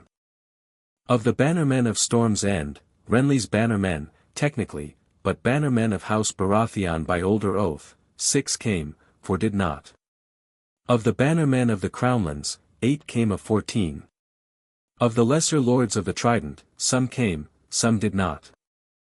There were perhaps 200 men in the great hall of Dragonstone at the new moon, and a kingdom of 40 millions to be governed beyond, and Stannis stood before them in his dark wool with the parchment of the 4 marriages in his right hand and the parchment of the wet nurse Mael in his left, and he laid both upon the painted table, and he had Cresson read the histories aloud, and he had the wet nurse called and brought up between Davos and Pylus and made to set her hand again upon the parchment in the sight of the assembled lords, which she did, with her old hand shaking, and then he had her say the words she had said to Davos in her village, which she said again, and the assembled lords sat in silence, and at the end of her testimony Lord Royce stood up and he said, "I have seen much in my long life, my lord. I have seen a king burn a man alive in his own throne hall. I have seen another king's children laughed at and called bastards by drunkards in the streets of Gulltown. I am old, and I am cold, and I am tired, my lord, and I have not the bannermen for a war, and the Vale will not march in the spring without its young lord. But on the truth of what we have heard, my lord, by the gods my father swore by, the truth of what we have heard I do not doubt. I do not doubt it. I will not bend the knee to a boy who is the son of his uncle. I will not. If you call me, my lord, I will come, when I can come, and I will fight. I will fight, my lord. I am old, and I am cold, but I will fight." He sat down. He sat down stiffly. The hall was silent a moment, and then Ser Brynden Tully stood, and then the 11 bannermen of Dragonstone stood, and then the 6 bannermen of Storm's End stood, and the 8 bannermen of the Crownlands stood, and at last every man in the hall stood, and Davos with them, and Cresson with them, and Stannis stood at the painted table with his hands flat upon the carved crownlands and his face the face of a man who had not been raised in his life to enjoy any of the moments that were meant to be enjoyed, and who would not enjoy this one either, and who had, at last, found the chamber of his life he had been walking towards since he had been a boy on a wall watching a wind off the bay take a raven. He was the king, in that hall, on that morning, in the eyes of the men who were standing there. He was the king. He had become it. He had not wished to become it. He had wished only to do the duty. Outside, a galley flying the crowned stag of his brother lay at the breakwater. It was the Fury, his own ship, made ready for the morning tide. It was loaded with 1,500 men. Beyond it, in the deeper water, 3 more galleys lay at anchor, beyond them, half a dozen smaller vessels, beyond them, the open sea, and beyond the sea, on the western shore, a city in mourning under a black star, a queen mother in red, a boy with a Lannister face on a throne of swords, a council of frightened lords who had not slept, a fleet that had not yet been raised to meet him, a wall in the far north, and a war. He took the parchments from the table. He folded them once and slipped them into the inside lining of his doublet, where he had kept them since the night Davos had come up the river. He looked once around the hall. He met the eyes of his daughter Shireen, who had been brought down for the council and who stood in the gallery beside her great-uncle Cresson, and who watched her father with her one good eye open very wide. He did not smile at her. He did not know how. He nodded once, and turned, and walked the length of the hall and out the great doors, and his lords followed him, and Davos followed his lords, and Cresson followed Davos, and his daughter ran after Cresson with her small black hair flying behind her, and the wind off Shipbreaker Bay caught all of them at the gate and sent them down the steep stair to the harbor, and the Fury lay at her quay against the morning light, and the gulls cried, and the storm of his brother that had been gathering since the morning Stannis had stood on the curtain wall of Storm's End and seen a small boy chase a duck across the inner yard, broke at last with the unfurling of the banner, and the world, which had been ordered in one shape since the rebellion, began to take, slowly, the long bitter shape of another. Stannis Baratheon, second son of Steffan, Lord of Dragonstone, by the right of inheritance and by the testament of the seed and by the witness of the woman who had been 10 times in the chamber with the queen and her brother, set foot upon the Fury, and the ship cast off, and the wind took her, and they sailed. End.